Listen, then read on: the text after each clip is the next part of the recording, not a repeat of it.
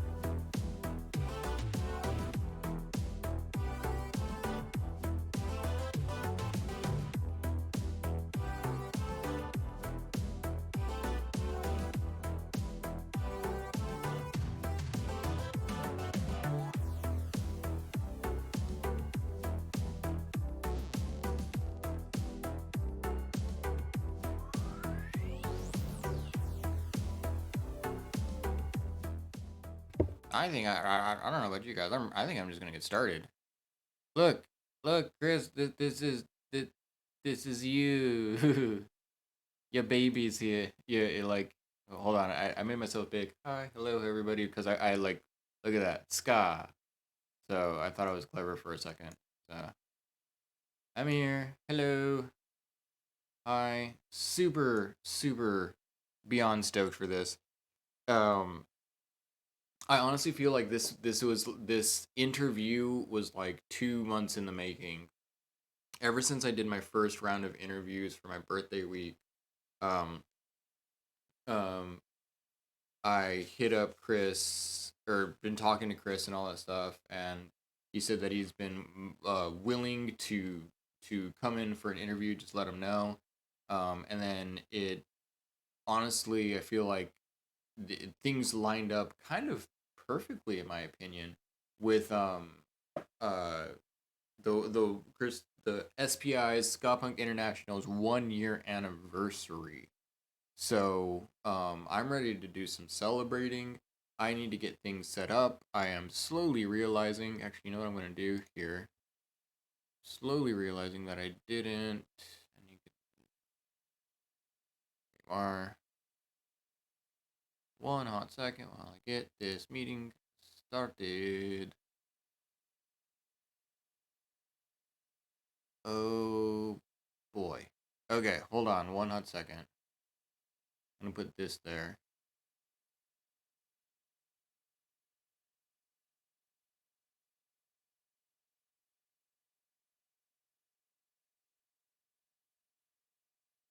Okay.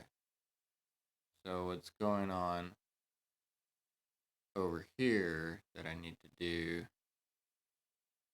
Hold on really quickly. Camera deactivate. There we go. Okay, sorry.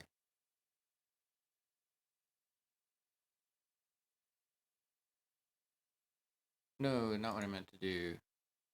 But what I do want to do, um, background filters none. There we go. Yo, it's Ike. It's a party now, everybody. I need to like get this, adjust that right there. Get my dirty clothes hamper out of the way. All right, we can officially begin. Oh look, the chicken. We got it. We got a chicken in the thing.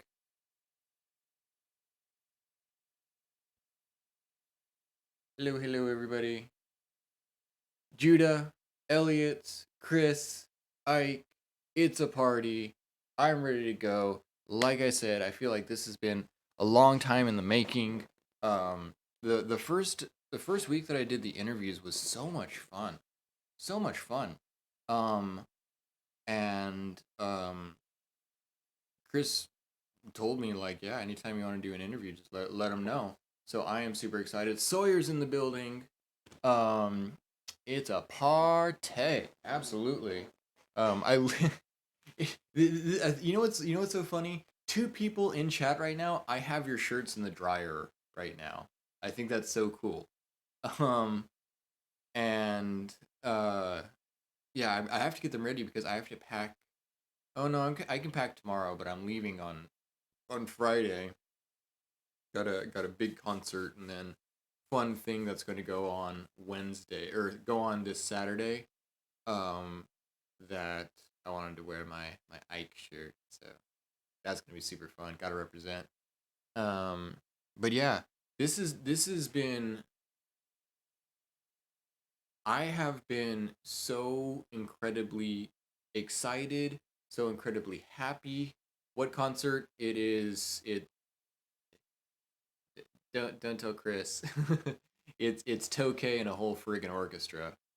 So it's a Streetlight Manifesto concert. I know Cool Chris isn't a big Streetlight Manifesto fan, but I am. So uh um yes. Yes. Here's the other reason. Remember my story on Twitter? Um I know, yeah. Sorry. No, actually, not sorry. I'm gonna have a great time.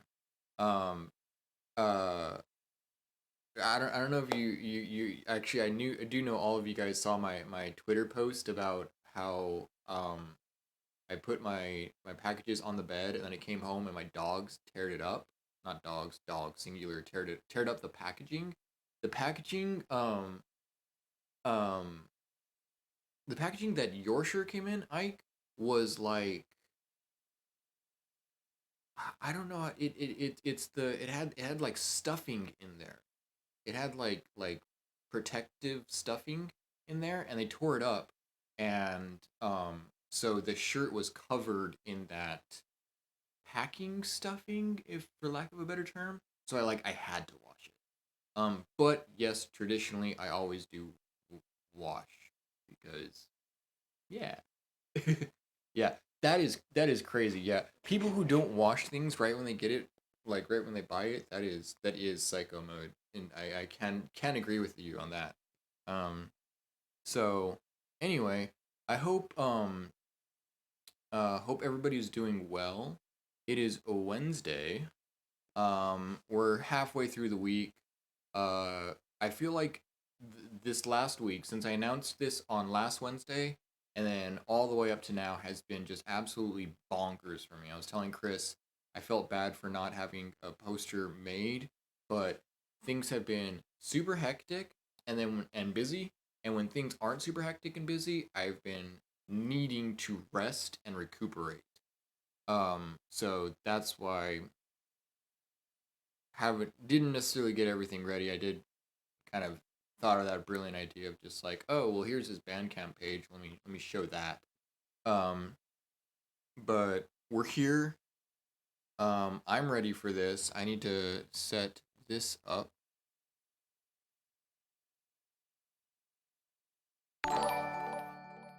Yo, is it AJ Shedderline? I hope I'm getting that right. Thank you so much for the follow. Really do appreciate it. Uh,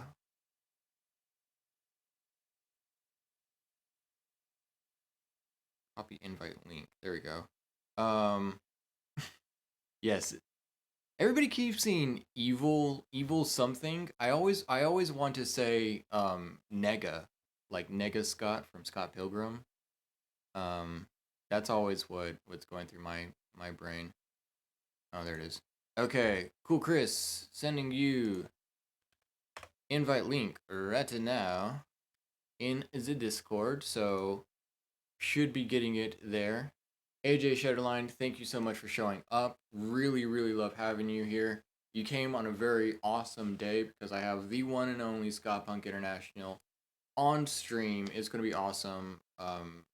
I have a feeling he's gonna click the link, and then all of a sudden we're gonna have a cool Chris right here. Um, Judah, you know what? Thank you so much for stopping by, and thank you again for the 4 months of subs. I really do appreciate that. Like truly from the bottom of my heart. And I still need to get to you about setting up things on YouTube. So, have a wonderful night. Have a wonderful day at work tomorrow. Judah's such a smart man. Such a smart man for going to bed early and not and being like, there's something that I would really enjoy if I stayed up for, but I need to wake up early tomorrow. I commend you for that, good sir. Um, yeah. My best Borat impersonation. It, it is nice. I guess. Yeah, yeah, yeah.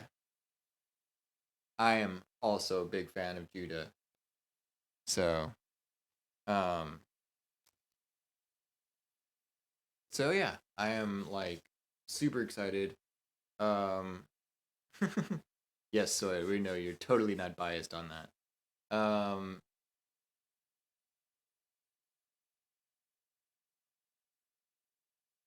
Yeah, it's got to be the mustache, right? Um, anyway, uh, like I said, hope everybody's having a good Friday. I have some questions. I do have questions lined up for Cool Chris. Believe it or not, so I came up with 7 questions. I already know that might even be too much because um the couple times that I have talked to Chris, give it give us your best Eigler's impersonation. Hi, I don't have a van to stand on. um, I'm not awesome. I don't have beautiful long hair like Ike. Um, yeah, can't create hyper ska like that.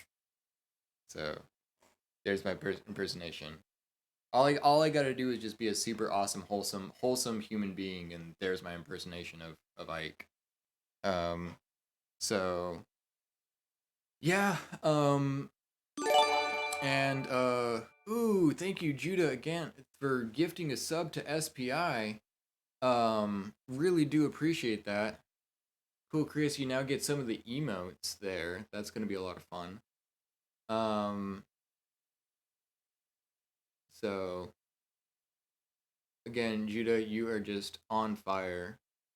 El fuego, baby. Um, really do appreciate that again. Um, and during the interview, if anybody wants to ask Chris a question, chat. We will be focusing on chat. So if you guys want to ask us anything, ask Chris specifically anything, feel free to just shoot your question in chat, and we'll be checking it out. Um, I did say interview was going to start at 8. So guess we'll kind of wait till then. I thought about doing substitutes room, and then I delayed, and then I had to clean, and then I delayed, and then I was just like, nah, I can talk for half an hour, and and here we are. So hey, look at that handsome devil right there. Your display picture is awesome. Can you hear me, Chris? I can. There we go. Excellent. You can hear me and see me, and I can hear and see you. Hello, Oh no, I hello. lost you. Oh no. Oh no. No, No, I see you. And we look I can't hear you awesome over anymore. Hold on, here. hold on, hold on.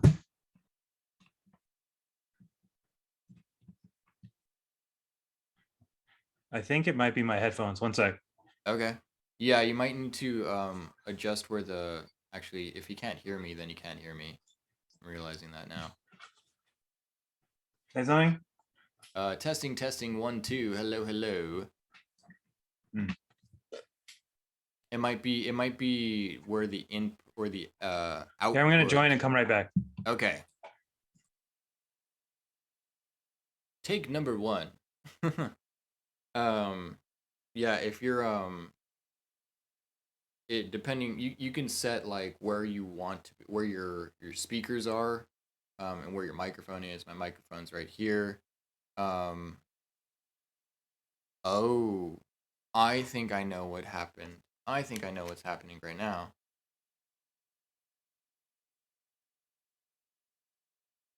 I think I know what's happening.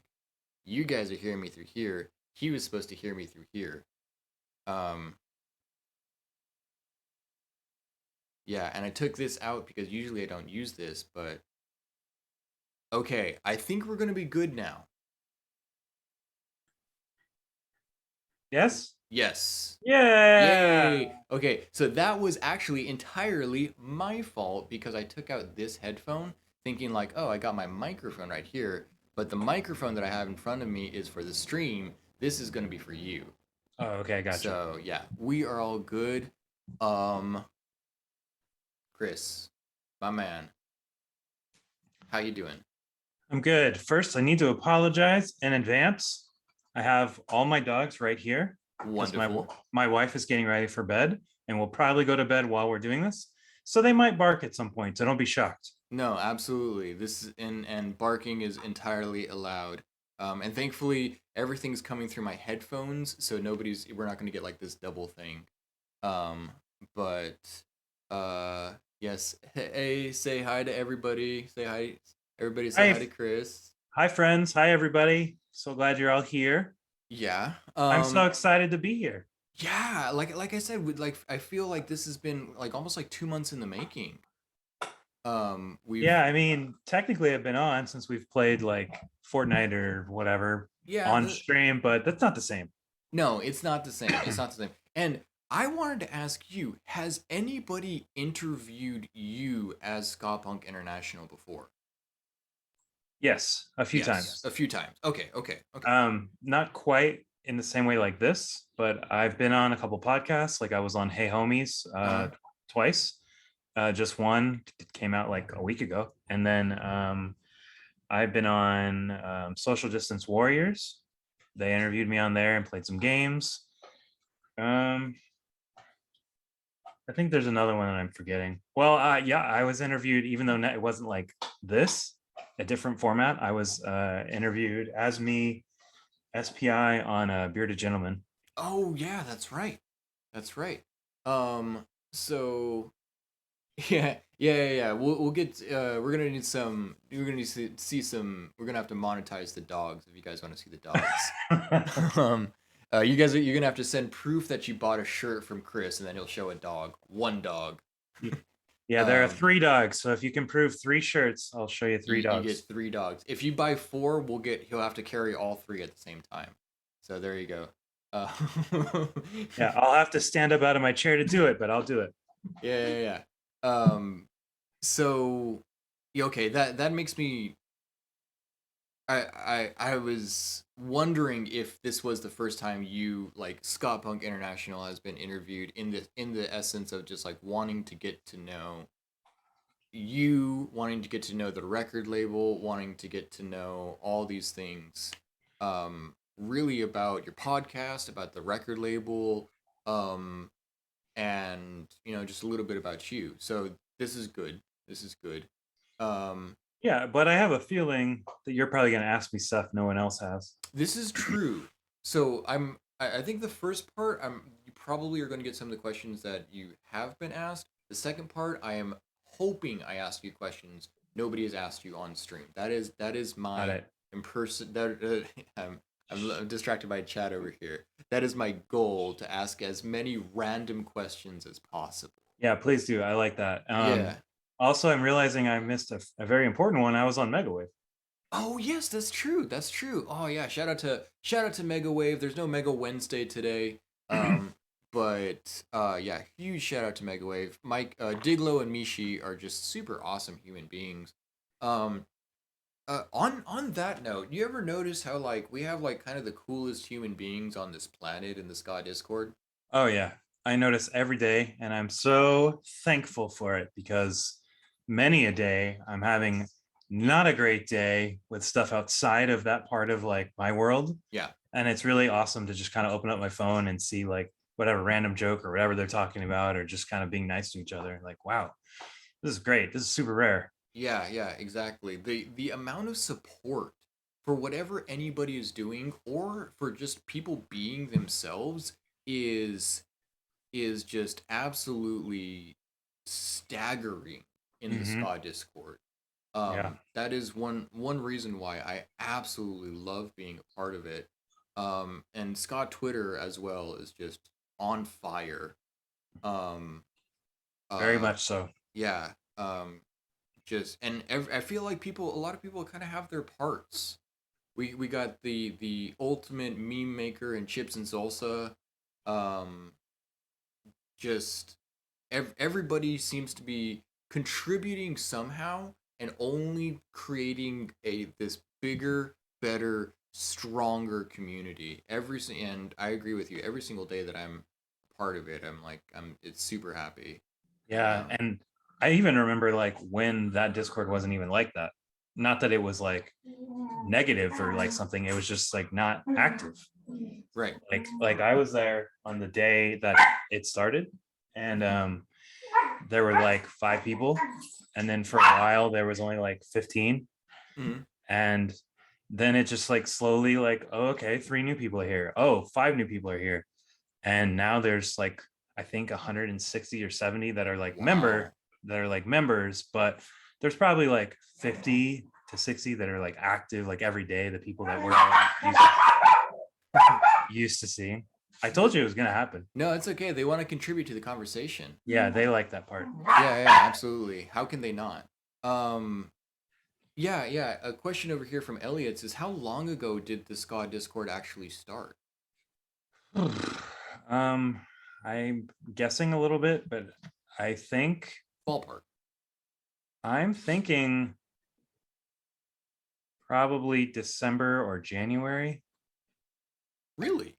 Yeah, maybe a little later than that, maybe like February, but it really started like taking off with like really active people probably like June. That's awesome. I feel like then I jumped in right at the best time because that's about the time that I joined. Yeah. Um, so yeah, yes. Thank you, Gibbon. It did. There's That's when things really started picking up, if yeah, you will. picking up. Um, Yeah, some people in chat might even remember like because I invited some of them early on, like Eichlers, for example. mhm. Like I texted Russ, like, hey, you should probably be in this. Are you a Discord person? And that was around the time it was really like happening, like when like Kenny and Tape Girl and um Pat, Frozen Trout, like they were like being active is around the time I invited like Russ as an example. So Very nice, very nice. Um, so that means it is technically younger than okay, this up is it the 28th or 29th that it's the 1 year anniversary? I think it's the 30th because 30th? it was Halloween weekend, whatever the Friday, like Halloween was Saturday last year, right? Right. And I launched 4 episodes on that Friday, like for Halloween weekend. Okay. Okay. And so whatever day that was, I think the 30th, maybe 29th, I don't know. I'm Okay. just generally saying this Halloween weekend because I'm gonna do like Halloween episodes and stuff again this Mhm. year, but I'm gonna do it on the same weekend. But technically, that would mean it's like Sunday, I guess, would be the anniversary or something, and I'm not launching on Sunday, you know. Yeah. Yeah. Um At least I yeah. hope not. I don't want to be behind and do it on Sunday, but you get what I'm saying. Yeah, and this Sunday's Halloween, which is a weird totally weird day to have Halloween. Um Yeah, uh so this 1 year anniversary, this is for the podcast itself, right? correct. Yes, correct. Okay, let me ask you this. When did Ska Punk International become a thing? It became a thing maybe like 2 months before that. Oh, Nobody knew about it okay. until it launched, but it was like it's a genesis of an idea that evolved actually for like years. So technically you could put it back to like 2016, Okay. to a different idea that I had, and then a different podcast that I did after that idea because that idea wasn't going to work. Hmm. And that podcast, some people were into it, but like I couldn't do like what I'm doing now, and it was frustrating me, like playing Right. songs and stuff. And so I stopped after like 15 or so episodes. Um, but um, a few months before I launched in like August, because I produce podcasts for like corporate clients, Right. I got an email from Spotify, like one of their like podcasts, like I don't know, like reps, because I publish other podcasts onto Spotify and saying like, hey, we've got this pilot program. If any of your clients want to be involved in this thing, you know, let me know. And I Hmm. was like, sure, one of my clients could It's probably make that me. idea work. Like, I've got an idea for that actually. And it took them like 3 days. I was like, oh, they're not gonna let me do this. They're gonna say no to this. And it came back like, oh yeah, that sounds like a fun idea. That's a niche that would be a really cool way to show this. Like, sure, go for it. And I was like, great. Is there any money? Nope. Nope. Okay, that's fine, whatever. So finally, I was like, okay, great. This is the perfect way to do this idea. But it took me a little while to do it. The actual Spotify music thing had launched like 2 or so weeks before the podcast went live, but I hadn't really figured out the way to make my mic sound pretty good and all these types of things. So I finally got it to work, and then I was like, well, I'm not just gonna like launch in the middle of the week. Let me figure out a plan here. I'm a Right. marketing person. Right. So I came up with the Halloween weekend thing. And then also I always tell my clients to launch their show with more than one episode. Hmm. So like, great, I've got these two I already planned out, and it'll be Halloween. So I'm gonna make some Halloween episodes, and boom, I'm doing this. And that's it. And the rest is history. The rest is history. That is super awesome. Then I guess my question is when, because Ska Punk International is also a DIY ska record label, right? Mhm. When did that become a thing? Okay, so there's a couple things on the timeline that led to Okay. that. So the podcast started, and then I started trying to promote the podcast because it was going okay. Like some bands, like Bad Operation, for example, reached out because I played them on one of those first episodes. Greg Right. reached out and was like, "Hey, this is cool. You want to check out our album before it comes out?" I'm like, "Fuck yeah, I do." Of Oh, course. sorry, F yeah, I forgot we don't It's swear. okay. You get Um, one. I'm just kidding. okay, good. F yeah, I do. Um, I'm used to sitting at this mic and just doing my show. Yeah. No, no, no, no. Sorry. And you know what? A part of me says like in order for you to feel as close to home, this is fine. Everybody has their parent permission slip signed. Okay, everybody's good. We're good. Okay, I'll try not to, but it's probably gonna happen again. It's all right. So Greg was like, "You want to hear the record before it comes out?" Like, yeah, of course I do. And so I had gotten a few things like that. That was like, wow, I didn't think anyone would care. Right. So then I was like, well, let's see if anyone else cares. So then I started like, I launched the TikTok. Like launched. I wasn't even on Instagram. Like I literally just posted it on Twitter, mentioned the bands that were on it. It was like, Hmm. hey, this exists. And so then I started the TikTok. After like 2 weeks, the TikTok like blew up, like took Right. off, like insane, and it still stresses me out. Like it's so crazy. And I actually don't even post on there that much. It's too much for me. Um, but because that within 2 weeks I had like 7,000 followers. Oh wow.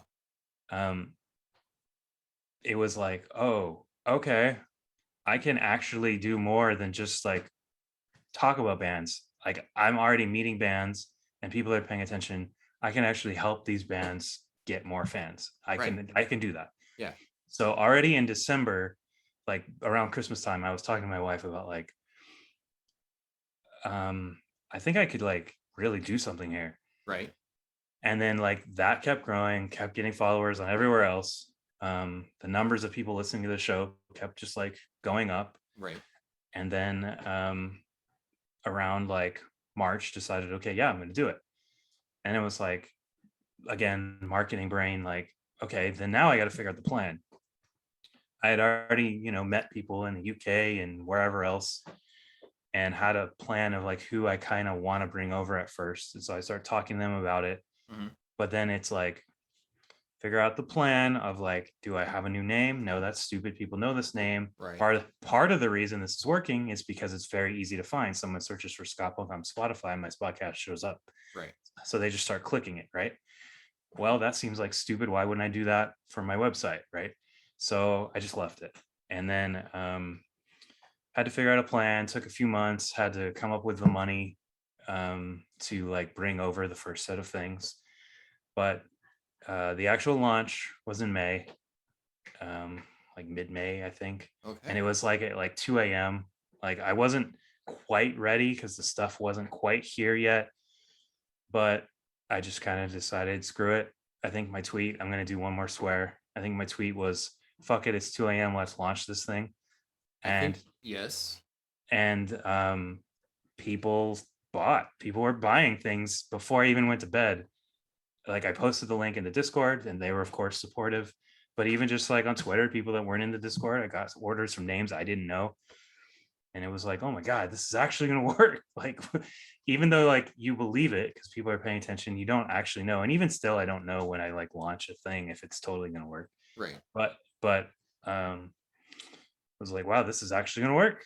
Um, so yeah, that's when it started around like mid-May. It turned into the label.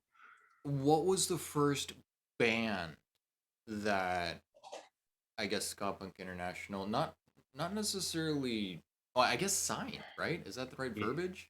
Yeah, well, so the first things were like distribution that I brought over Right. from the UK, from stuff from Pugat Records and from TNS Records. Uh-huh. Things like Harrigan and Beat the Red Light, Faintest Idea. That was like the first set. And then let's see. So the first real signing, I guess, technically is the first SPI release was Songs for Moms. Like Interesting. first Okay. real like release was Songs for Moms. Um, and then technically Mason's Party is an SPI US release, but they had already pressed it all before, so it doesn't like have my logo or my catalog number or something. Um, but really, I guess the first signing would be Upbeat All Stars because I distributed Andy B in the world, but had Right. been talking to Andy about the Upbeat thing for a while. Mm-hmm. And that was technically signed in like May. Um, it just took a while to get done. So I guess that's the answer to that. Awesome. Um, and so far, how many bands are officially signed and not just in their Twitter bio? So yeah, I call that they sign themselves because I've consider everyone, people that are watching, people that follow, I consider everyone part of like the SPI family. Right, right, So like I have like just like different little like buckets. So when I'm like thinking of something I'm gonna like talk about, I think about, okay, this is for the people that sign themselves. This is for the um, bands that have right. signed. This is for followers. This is for patrons, etc. So the answer to your question is 5. So if you count joystick, it's 5. Okay. And they are Upbeat All So Stars, yeah, Upbeat All Stars, K-Moy, K-Moy, Joystick, Joystick, O Leopardo. O Leopardo from Brazil, Yeah, their thing hasn't come out. And then there's and one. Girls Go Ska? Yeah, I guess you could call them that, but they're not the one I was thinking of. It's the other one I shouldn't really say yet. Okay.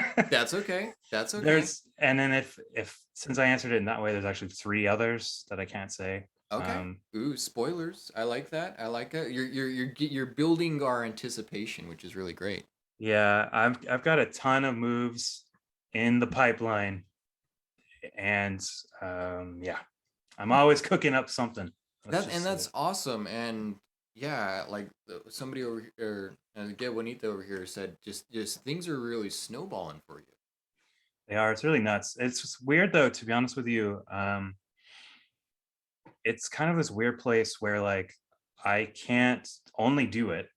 Like it's still like ska punk. Like it still doesn't really make that much money. Like Mhm. you put out a release, you make like $1 per one. Um, well, you make more than that, but I got to pay the band, right? Right. So the bands get some. I keep like $1 or two or whatever, depending on the format, and then I just use that to do another thing. Right. So the merch, though, I could keep that, but then I'm using that to do other things. Right. So really, it's just the Patreon, and the Patreon is it's growing, is awesome, but when that gets to a certain point is when I can just like only do this stuff. So it's this weird thing where like there's a lot of eyes on me, but I still have a regular job. It's really weird. Do people at your regular job know how cool you are? No, they don't really know any about it except for because technically part of my regular job is editing and defensive Scott, and obviously Aaron and Adam know Okay. Yeah. Right. Right. Right. Right. because they pay me a little bit. So Um, that is super cool. Let me see. I did actually have some questions lined up. Interestingly enough, in class, I am constantly. I think I lost the thing that I wrote on. I am constantly talking about ska. I think I have made some ska fans out of the youths, if you will. Um, and I asked them like if you could ask a owner of a record label any questions, what would you ask? And I think I already asked you the questions that they did. Um, they did all for the majority. I think in total, out of my three classes that I gave them that test, that little quiz on, only three people said that wherever you are, it's ska is false. They were immediately sent home with a referral. Um, no, I'm just kidding. But let me see. I do have some pre um pre-made questions over here. Let's oh, let's go back. Yeah, and these aren't so random. These are um appropriate for our conversation right now. Actually, they're all technically appropriate, but not as random as possible. Let's go back to the beginning. okay, You were born. No, I'm just kidding. Um, do you remember your first ska experience? yeah, of course, of What was that course. like? So there's two, right? The one that most people have that they don't remember, where like you heard ska but you didn't realize it was ska until later. Right. Almost everybody has one of those, Yes. and that would have been the Toasters on Kablam. When I was like 9 and 10. Yes. I didn't know what that was or whatever, but then I realized later, oh, I know this band. That's awesome. Cool.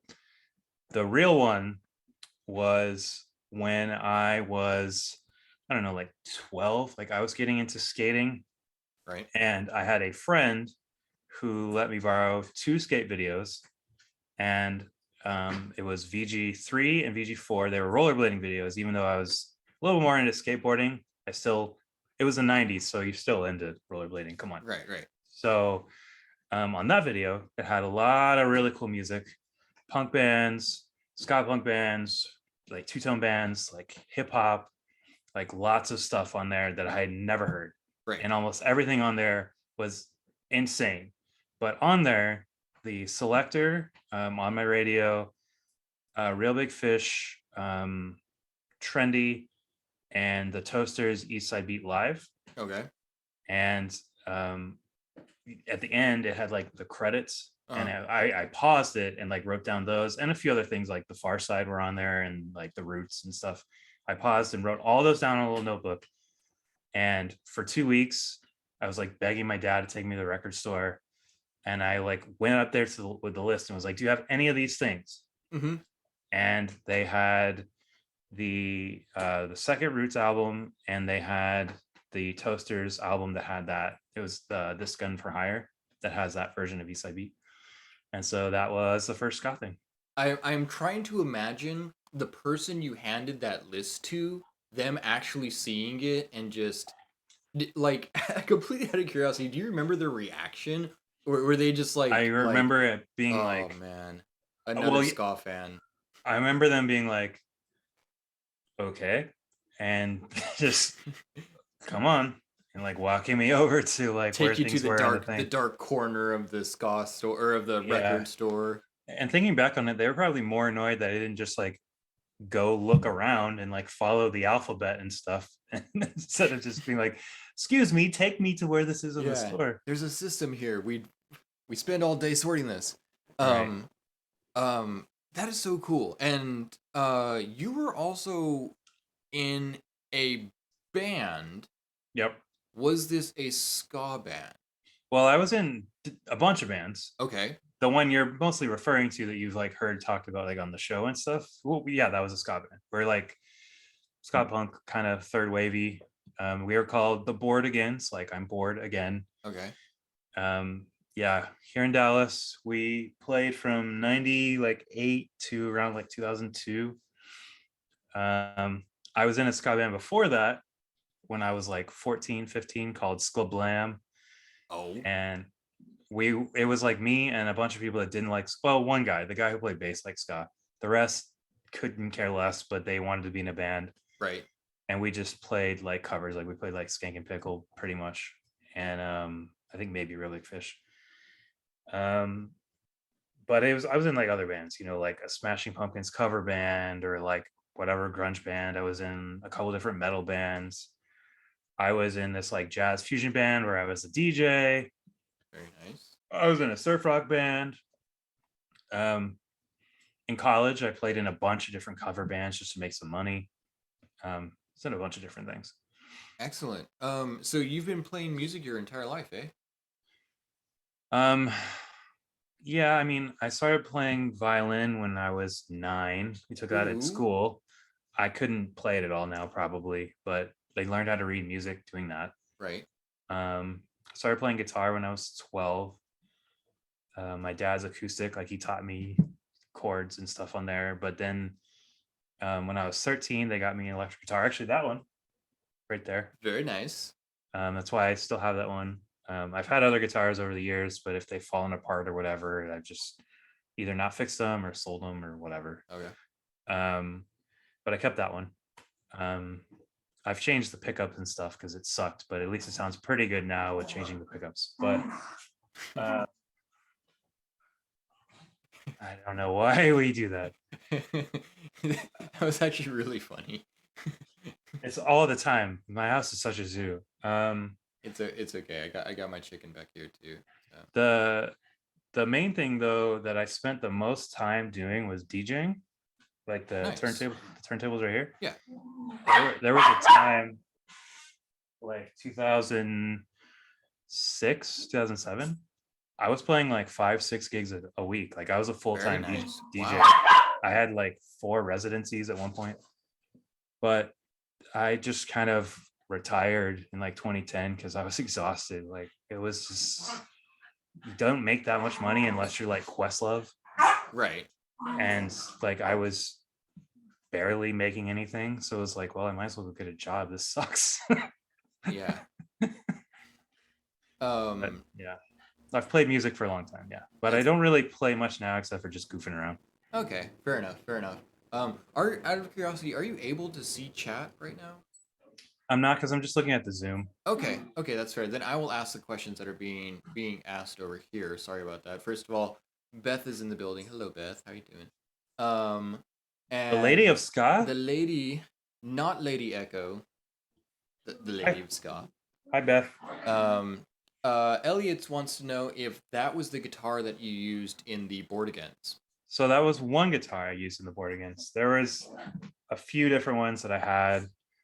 Like I had this super like we called it the Warlock. It was just like this black like flying V style guitar Hmm. because I was really trying to push the band to be like heavier, more kind of like I would call it Slipknot meets ska, but now we would call it, you know, Best of the Worst or Wow. Beat the Red Light or something. Right. Um, and so like I wanted this like heavy like guitar because I thought it was funny to play ska on that, and then also we would go into these heavy parts. But eventually I sold it because it was heavy, so heavy to play, and it sounded terrible. It sounded awful. Um, and then I had this other guitar that I missed. It was a Dana Electro. It had this built-in like reverb delay, and it Hmm. sounded really cool playing ska chords. But one of the times when I was broke during when I was a DJ, I sold it, and I regret it every day. Oh no. Oh no. The one that got away, if you will. Yeah, and it literally did since I guess it didn't literally since I gave it away, but I miss it so much. Yeah. Um yeah, I have a similar story. I had an electric guitar, and then money got a little bit tight and I had to sell it, and I do a little bit regret it. I'm never gonna sell my acoustic. That's my baby. But Yeah. uh yeah, yeah, yeah. I love what's up? Okay, so I'm sorry if I mispronounce your name. I always see you in the Discord. AJNZ, is it and it's just AJ? Dude, it Adjins. I'm not quite sure. What is up? He's saying that the dogs are giving themselves away for free because they're anti-capitalist canines, which I 100% can support. I love how like there's like a little dynamic between them. There's two that are playing, and there's one that's like monitoring and be like, "Yo, Yeah. oh, AJ from New Zealand, welcome." There we Yeah, go. AJ's from the future. AJ will always jump in and tell us what's coming out tomorrow There you because go. AJ always knows. Yeah, so the thing is that the other two are younger, and Oh, that the other one is Harry. He's 15. He was my dog that I've had since 2006, from right. before I met my wife or anything. And he is about a year, and Mm-hmm. this is Kylo, and then the other one is Ray. She's like 4, and Ah. so those two, they go crazy all the time. And Harry is like, I don't want any part of this. You whippersnappers need to calm down. Yeah, he's like, I'm like 100 years old. Can you just let me sleep? Yeah, yeah, yeah. Okay, let me ask you, do you remember your first ska concert? Uh-huh. Like Mhm. as a fan and a participant, not necessarily you performing. Yeah, yeah, of course. I Who absolutely remember that. who was that? So it was when I was 15. It was Right? at the Orbit Room here, which has closed many years ago. Mm-hmm. And it was in May. I don't remember the exact day, but it was in May. And it was Bucko Nine and Mephistopheles. Oof. There was some local band that I don't remember because we missed it. My dad drove us, but um, right before got there right before Mephistopheles played, Mm-hmm. and I didn't know either band, but the guy who was playing in that band I talked about earlier, Ska, his name Right? was Josh. He moved from California here because like one of his parents got a job here, and Right. he knew all these cool bands. Like he would tape me stuff and bring me CDs every day, and I learned so much stuff from him. Very And he nice. was just like, "Hey, these two bands that I know are cool are playing. Do you think your dad would drive us?" And like, or like your parents, really? Like my dad might. No way, my mom would.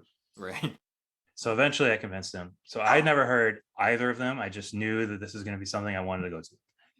And so we walk in, and it's like I've never been to. It's like a small place, probably 150 max people, like not very big at all, like very small. The stage was in the back outside. Um, and so you like walk through the little bar area. It's like dark, and people are like smoking and the whole thing. It's like this is like nothing I've ever seen. And then you go outside and you see people like I've never seen before, Right.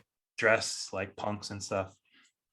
And within minutes, Mephistopheles starts, and I don't know if you know them or not, I but know I know a little bit of Mephistopheles. okay, they've got that song. Well, I can't remember what it's actually called, but it starts out like DOGGOD, and then it like hits in with like all these like horns and stuff, Right. and they do that instantly, and the whole place, and like even more people just like multiplied somehow, and the Yeah. whole place outside just goes bananas like Yeah. instantly. And I was like, this is the best thing I've ever seen in my life. I never want to do anything ever. Like this is the only thing I ever want to do. Like this is incredible. Yes. And I saw people doing this crazy dance, so I instantly started copying it, and I had the best time ever. It was so good. And then in between, before Bucko 9 played, drank a lot of water and got ready to do it again, Nice. and it was great.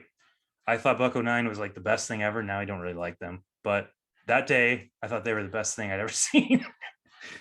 Seeing a band live it's always a really, really, really special, almost unique to hearing their album or studio work.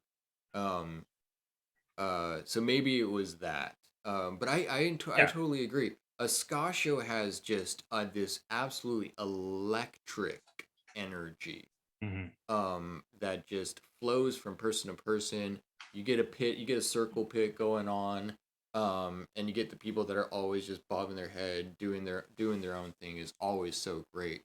I think technically the first I went to Warped Tour in '09, and uh um technically, and I will admit, sorry about this, but I went to go see Streetlight Manifesto. I saw them, and thankfully, Less Than Jake was also playing.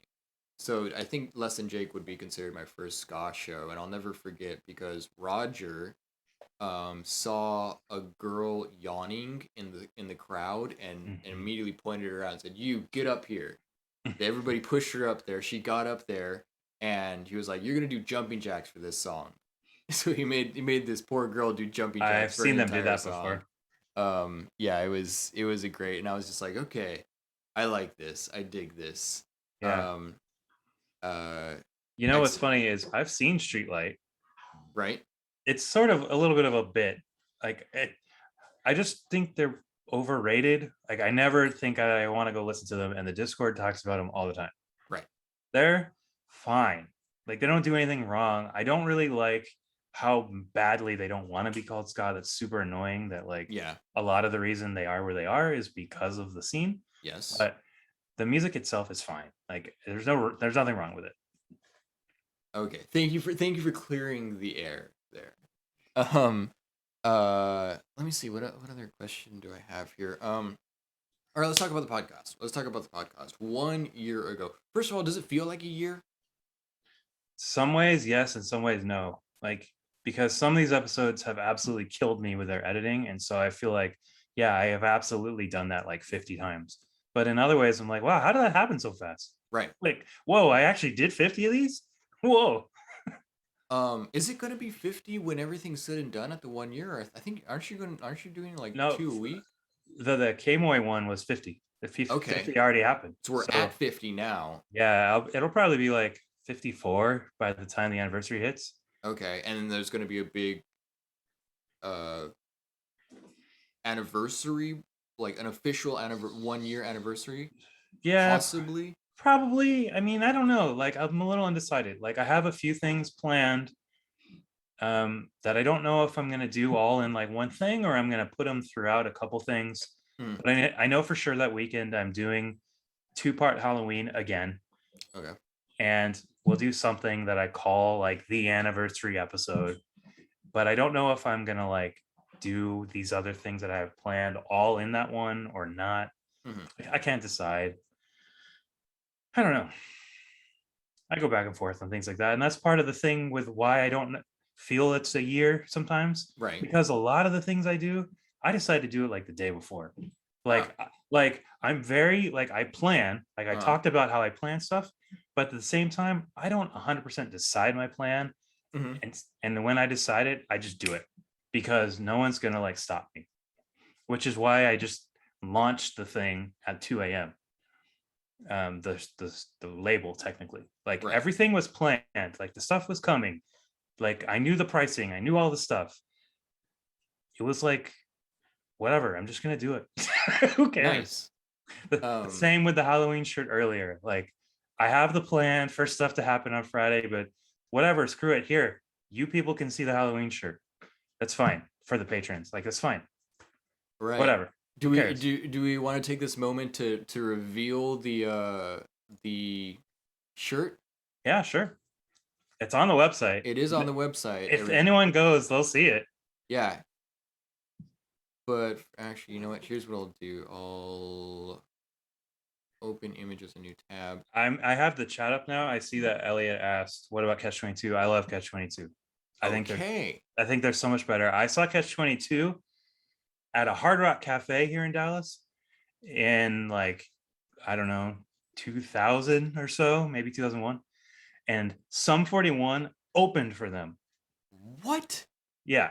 And Catch 22 were so freaking good. Like it was unbelievable. Oh, they were so good. That was, I'm not gonna say they were one of the best I've ever seen because I've seen a lot of bands, but they were so good. They were Yes. so good. And it was in a like there was tables, they had to like clear out the tables of the Yeah. stupid restaurant. It was so weird, but that's where they played. And Sum 41 opened and they were pretty good too. Yeah. It- Man, and I just think about the success of like between those two bands. Well, actually, you know what? I guess some 41 just went more commercial. yeah, I mean, it was weird. Like that, and there's been other shows that I've seen in a similar way where like you'll see a band and then like a month later, like they're on MTV and they're like super famous. Yeah.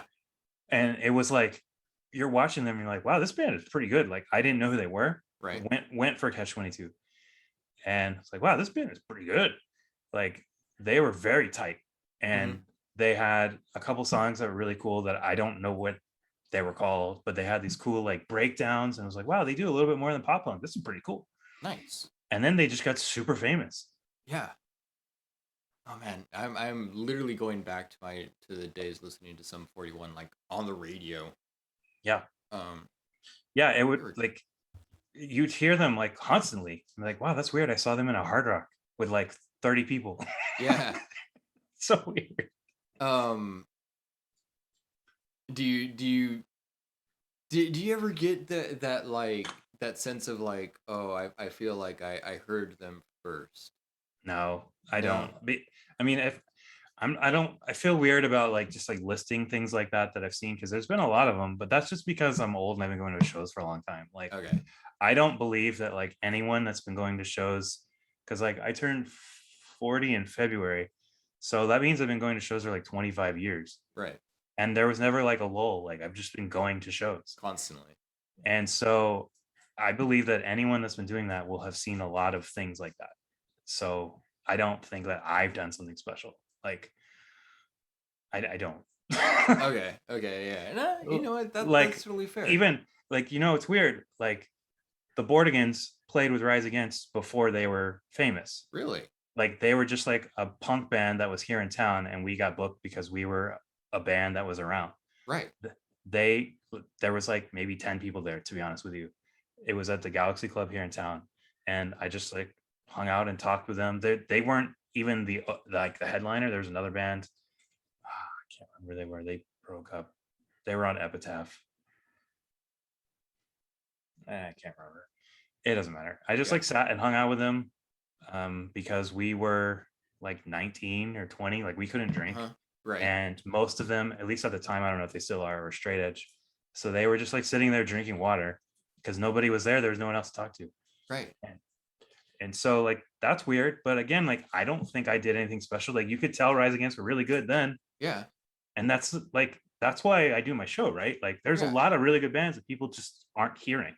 Yes. So it doesn't seem weird to me that some bands get famous. It's just the thing. I feel like that entirely changed my perspective on this. I feel like I just really learned something because yeah, and that is true. And not to blow smoke up your proverbial rear end here, but that's one of the reasons why I absolutely love your podcast because I'm getting new music every single time. Um you know what the song off the last episode, not the one before the Kamoy episode, um the song that The world really tour, no, oh, I still have yet to see that. We're Gabe Bonita and I are going on a road trip. We're going to be listening to that a lot on the way up. Um the one before that. yeah, the one before that, it was El Dejado. Oh yeah, the That Inspector song. song. Yeah, the Inspectors with Las Los. Scarnales. Yeah. That song's amazing. Yes, it is. And it was funny. I mentioned that band to I mentioned Las Scarnales to my one of my classes today, and they're like, "That's a really good ska band name." I'm like, "It is," um, and yeah, it's always nice whenever a song in Spanish comes on, I typically always show Get Bonita, and I'm like, what do you think of this song? Because I love it so much. I love it so much. I love it so much. We listened to Girls Go Ska um, on a road trip, and that was really really nice. She and basically interpreted to me, and that album It's is, and beautiful. you know it's so funny. I see it literally right behind you right now. Yeah, right there. No, on the other side. Oh, oh yeah, right here. Yeah. Yeah, this is my copy. Oh, nice. Um, that album is not only musically good. The singer has an amazing voice. It Hmm. is deep. Yeah, it's super deep. It is so deep, and it is. You know what it is? And Get Bonita's one that pointed this out to me. It is spiritual. Yeah. Yeah. So, yeah, we both really really enjoyed that. I'm really looking forward to hearing the international Ska Punk International, if you will. That episode is gonna be super awesome. And then we got the 3 hour long full K-Moy breakdown. That's gonna be a lot of fun. Yeah, it's epic, but it's really cool. It's super Um, worth the time. yeah.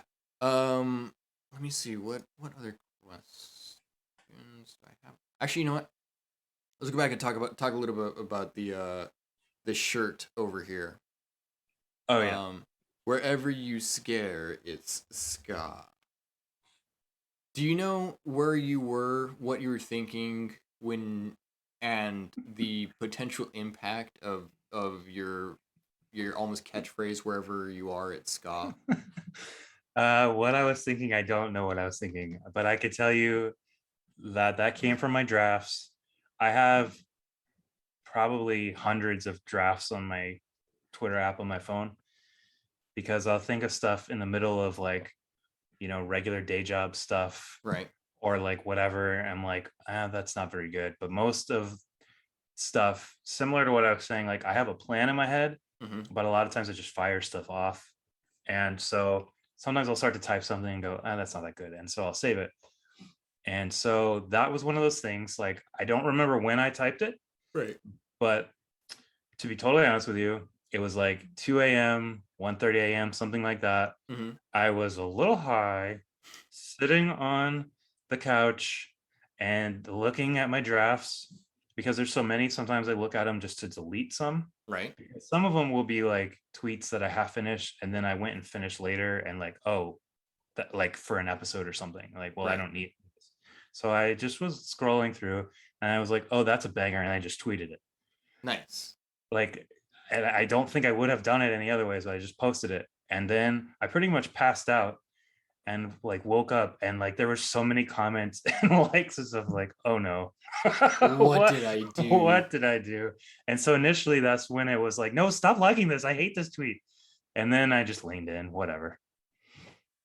And then you made the shirts and everything. Yeah, but I'm proud of the copy on that shirt because I truly don't like that tweet that much. And so the copy I think is really funny and accurate and accurately portrays that. But uh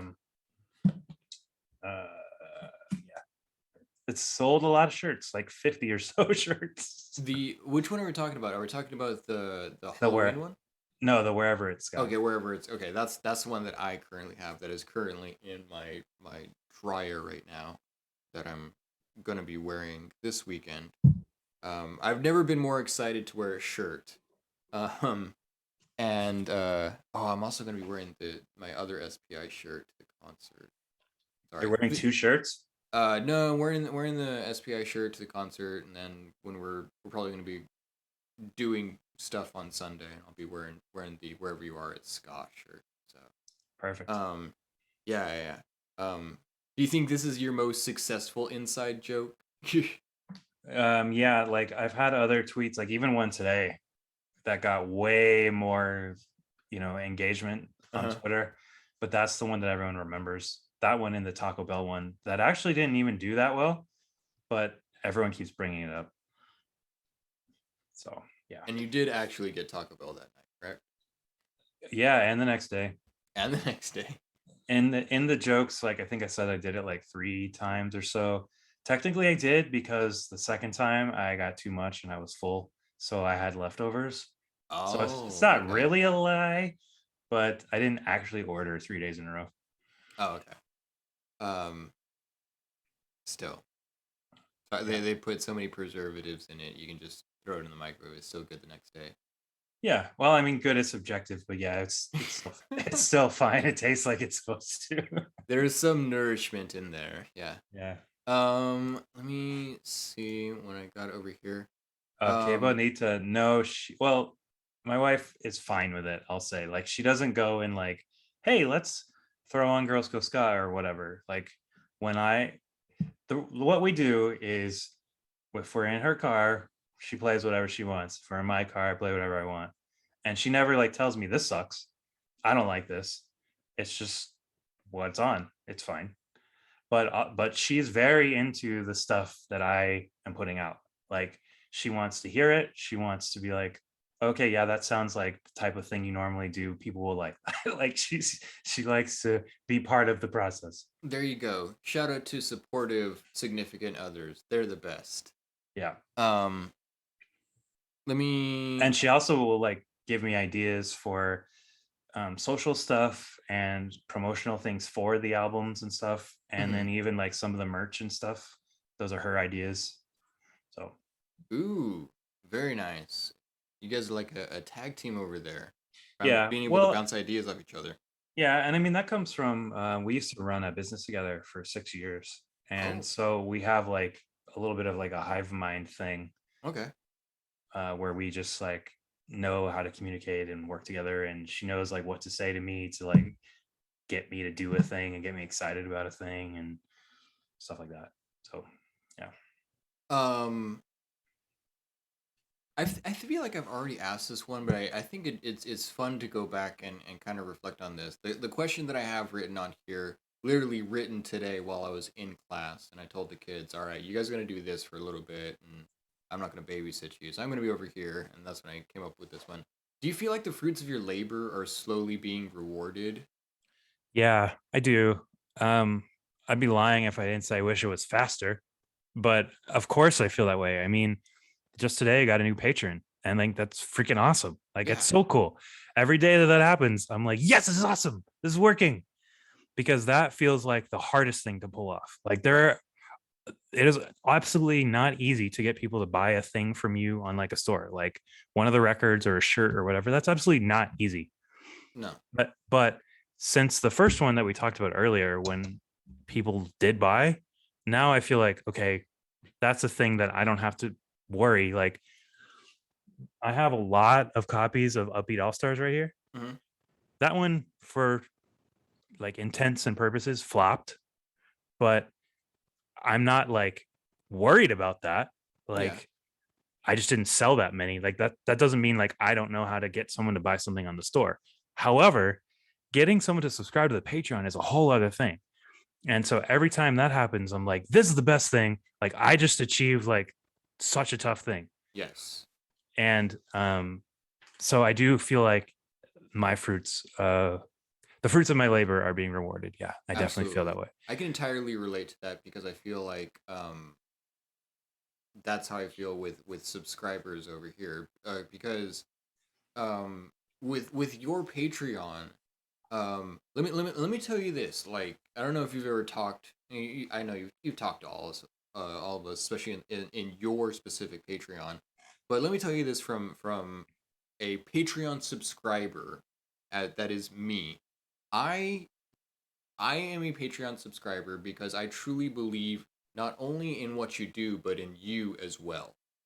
And Yeah. so that's why I'm just like, yes, absolutely. Here you go. Anything that I can do to support. Um, yeah. Yeah, and that's why I get so excited because I appreciate that and I get that feeling from every one of them. Yeah. Um because it's incredible. Like Hmm. that's 100% what the feeling is. And so when a new one shows up, I'm like, "Yes." We're like it's like a new best friend Yeah.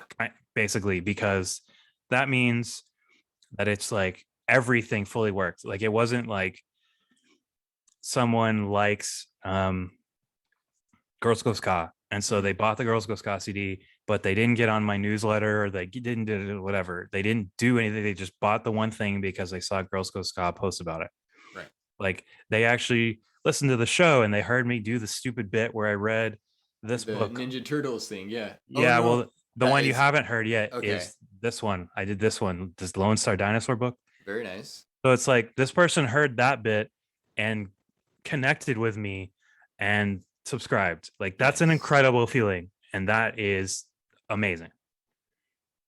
Yeah, I entirely agree, and it's been And fun. And I know this is technically my first month, but I am I was very happy to do it. Very happy and still extremely happy. Just because yeah, it's no secret here. I'm a huge fan. Um, and this is something just generally speaking about like especially the people in the ska discord, the people that we've most that have been putting out music and all that stuff, um they're just, take music aside, they're awesome people. mhm.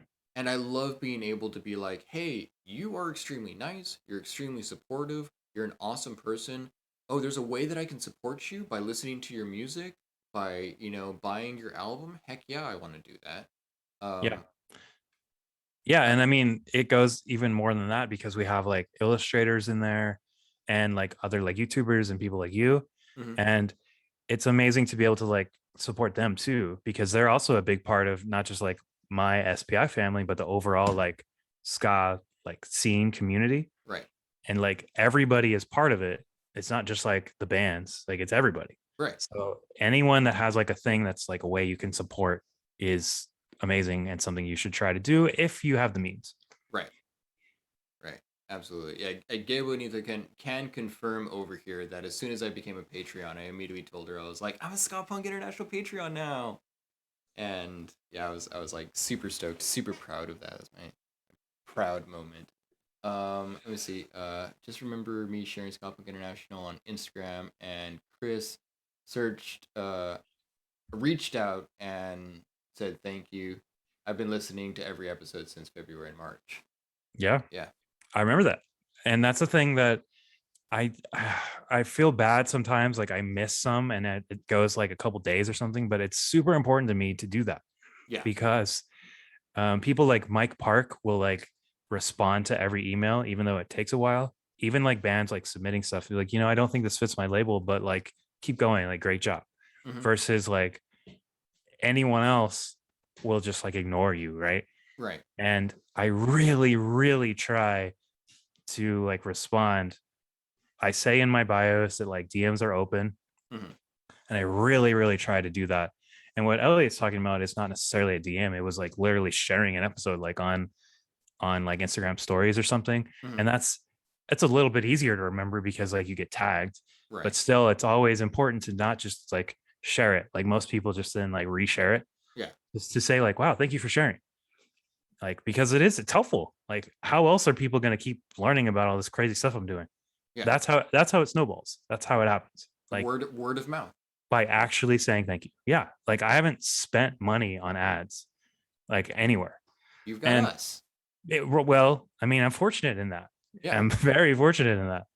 So not that I'm like against doing it. Like it's fine. Like bands No. do that, labels do that. I just have been able to use that money to like pay an illustrator like the shirt today. I paid Retro Kev to do that Nice. because I didn't have to pay for ads for Kmoy. You know what I mean? Like Nice. that's great. That is awesome. Um, let me see. Let me get like one more question, and then we'll go to the random questions here. Oh boy. Um, do you constantly listen to new music, or do you occasionally go back to like a tried and true playlist? Yeah. So it's like probably 50-50. Okay, makes the most sense. Sometimes I have to like make myself listen to new stuff. Uh, Like if I'm gonna just sit here and I'm like writing or if I'm editing a podcast, I can't listen to other music, whether it's mm-hmm, my show or someone else's. I just can't. That's too many things happening. mm-hmm, I have to focus only on the podcast. But other types of work, I like to listen to stuff. And for the longest time since I've had Spotify, my habit is to just press random on my liked songs. yes, yes, And so same. That's still something I do. I have like, I don't know, 5,000 something songs I've liked or something. Uh-huh. And that's still something I do. Though sometimes if there's something I have early and I have it sitting in my iTunes, I will go listen to that. But Okay. um, a lot of the reason I wanted to do this show and the show before that didn't work that turned into this podcast is because I wanted to force myself to like find stuff. Yes. Because the older you get, the harder that is. Like there's more things that happen in your life. You kind of get set in the things you like, Uh-huh. yada, yada, yada. And every time I would just decide like, because most of my life, I've pretty much just been someone that looks for bands and looks for music. Right. I'm that type of person. But I was noticing that I was doing it less. But every time I did, I would find something that was like, wow, this is amazing. If I Right. just like looked on Bandcamp under punk or ska or hip hop or whatever. Uh-huh. And I would just be like, wow, there's like a lot happening that I'm just like not knowing. Uh-huh. So I'm going to make myself look for this stuff. So that's why it's like 50-50, I would say, because Okay. there are times, for example, the episode coming on Saturday, I have to still plan a couple of the songs. Okay. Like I've got some requests from patrons and stuff and a couple that I know I need to play, but I need to go make myself find some stuff. Because I didn't listen to any like new recommendations or anything today. I didn't have time. So it's just That's it'd be like that. um yeah, yeah. Elliot's asked this question earlier. What was the show that was before SPI? Oh, it was called what was it called? It was only on Anchor because within Anchor, the app, you could make a show that had music in it, but you couldn't share it anywhere. You couldn't put it on like Apple Podcasts or anything like that. But I was like, wow, this is cool. I can talk about a song and I can play a song. And I got a few hundred people within the app to do it because they used to have the app with like a whole different like layout. And it was more like an experience within the app, like its own social network. Right. That's not how it is now, but it was called like Ska is still cool, I think. Ska is cool. Ska is something like that. Ska is still cool, I think. Yeah, I think that's what it's called. It'd be funny if it was literally quote Ska's still cool I think end quote. um This thing, that's what it's called. And that's actually why what this Twitter account was started for. That's right. why when you look in the bio, it says it started in like 2018 or 2017 or whatever. Right. Like I would post like, hey, there's a new episode in Anchor. You have to go download the app and it's a huge pain to find it, but it's there. Yeah. Um but then Yeah. Spotify was your kind of Deus ex machina that Yeah. reached down and was just like, Yeah. Yeah. So that's why I was like, oh, that idea would work better. yeah. So yeah. And then here we are now. So like, Yeah. yeah. And maybe it's not obvious, so maybe I should say this. I have said it in a few places before, but the reason that it's only on Spotify and it was so important to me to do that is because that means the bands still get credit for it. Yes. Every other podcast that like plays a song, but it's like in the episode on Apple or whatever, Right. the bands don't. Sure, you hear about the band and someone could go like buy it, Hmm. but I'm like actually getting them stream credits Yeah. when they do it. And sure, streaming doesn't pay that much, but like it's better than getting nothing. Yeah. And what And you I can save it too. that's exactly what I was gonna say. Every time I listen to your podcast or to Ike's 10 Good Songs, um I'm listening and I'm like, yo, this song freaking rips. Pull out my phone, hit the heart. All right, I'm good. It's saved. Yeah, there you go. Exactly. And I've been doing. I feel like the past like 15 songs that I've added have been from either yours or Ike's playlist. And I absolutely love that. That is something that I've been fully Yeah. enjoying. Yeah. And I think it's extremely cool and extremely important for the bands, especially when um, you can't always get permission from these bands that don't speak English. Like Right. I will mention that I played the bands and some of them will like follow me back and then I'll message them like, hey, thanks for following me. I love your band. Like this song is really cool. Da, da, da. And they'll be like, thanks, friend, or just give you an emoji back or something Right. because like they don't really speak English and that's Right. fine. at least, you tried. But there'd be no way to play most of these bands if I couldn't do something like this. Right. So Um, let me ask you,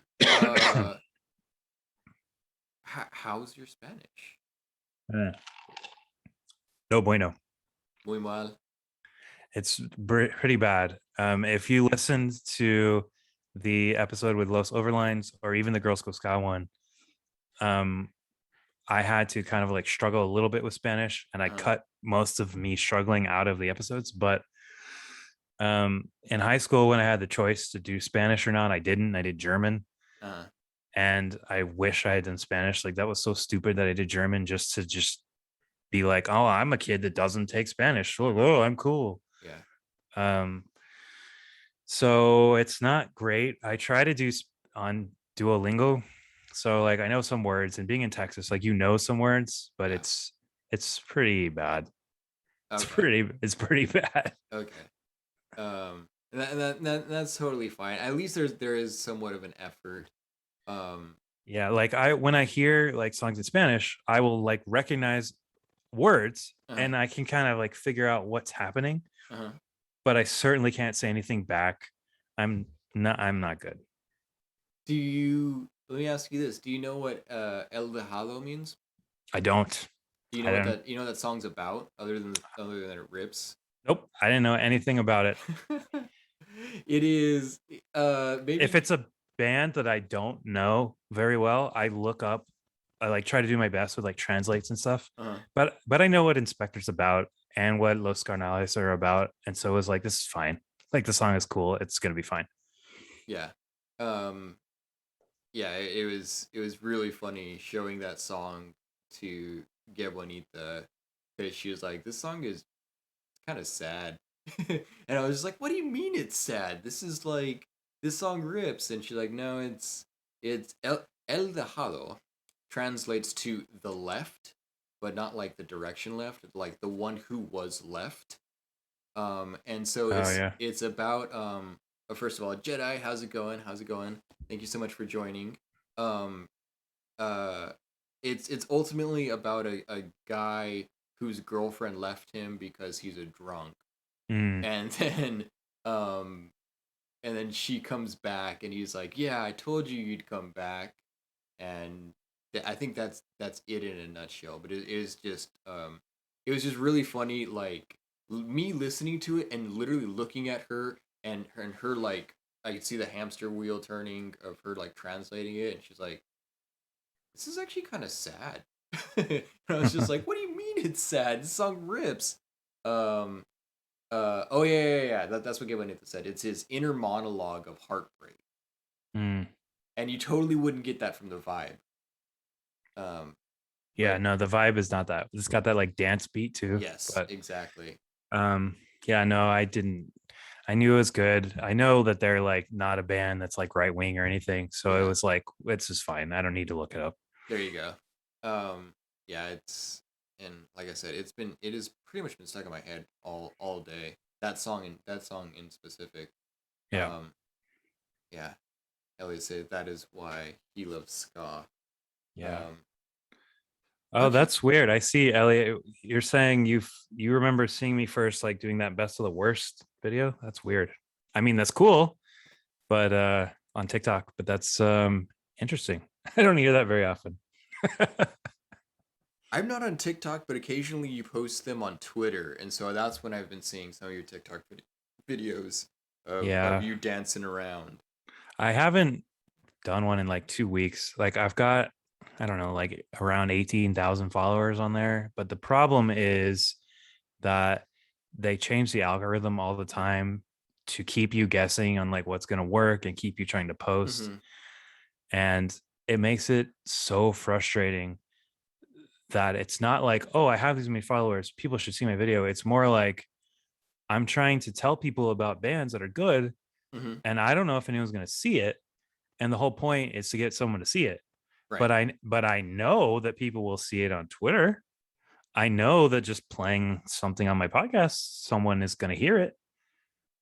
But sometimes like 10 people will see a video on TikTok and sometimes like 20,000. It's very frustrating. Right.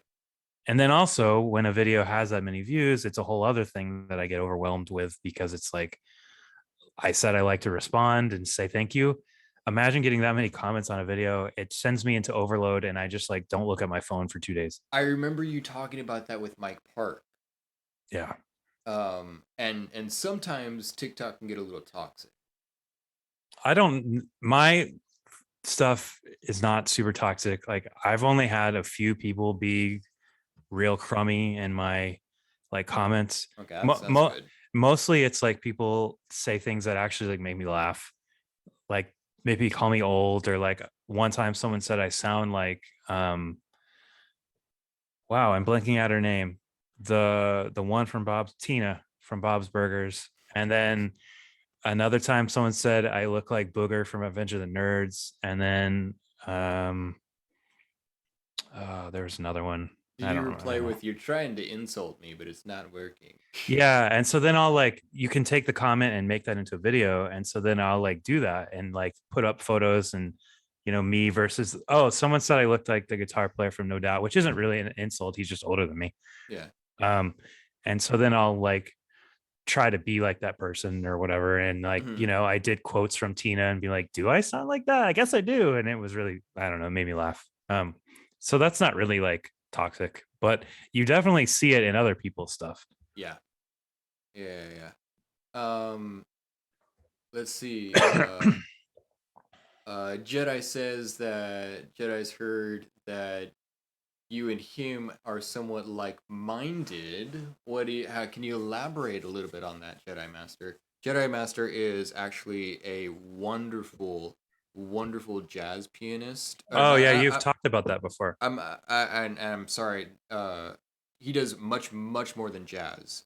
Um, but he's got his own Twitch channel that I've really been enjoying. I haven't been on too much lately. Um, didn't I tell you that? I think I did. Um, well, you guys are both very music oriented. Um, uh, you guys are both very supportive, but also extremely matter of fact individuals. I think that's what I meant by that.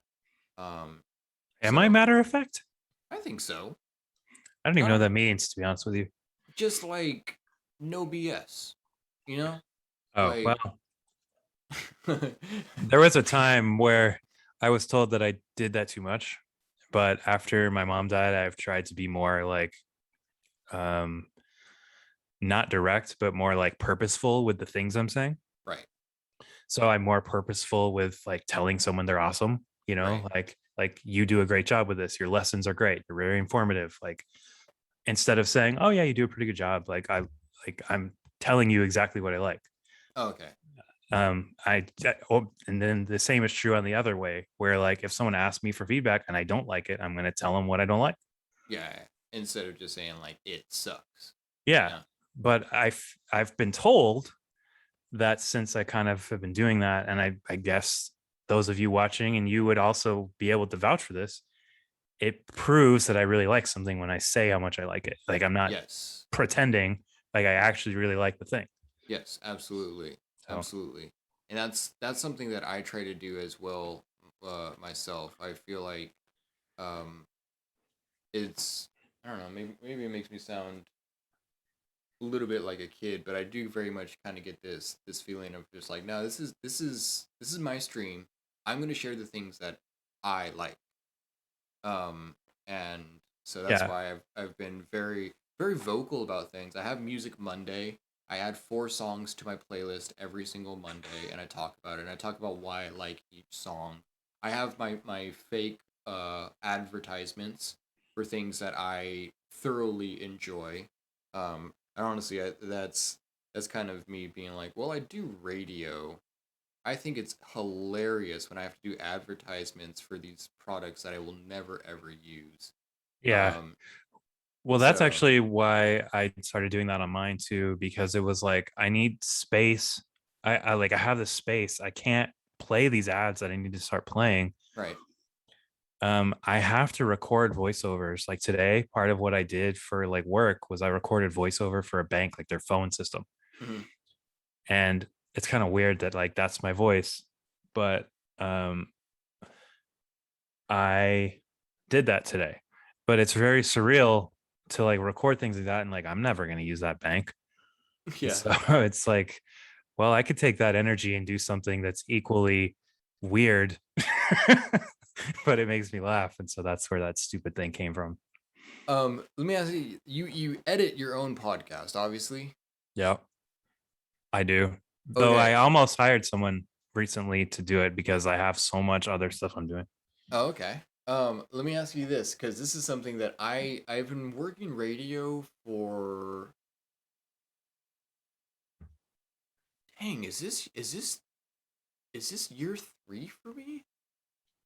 I think this is actually, I think it's year two.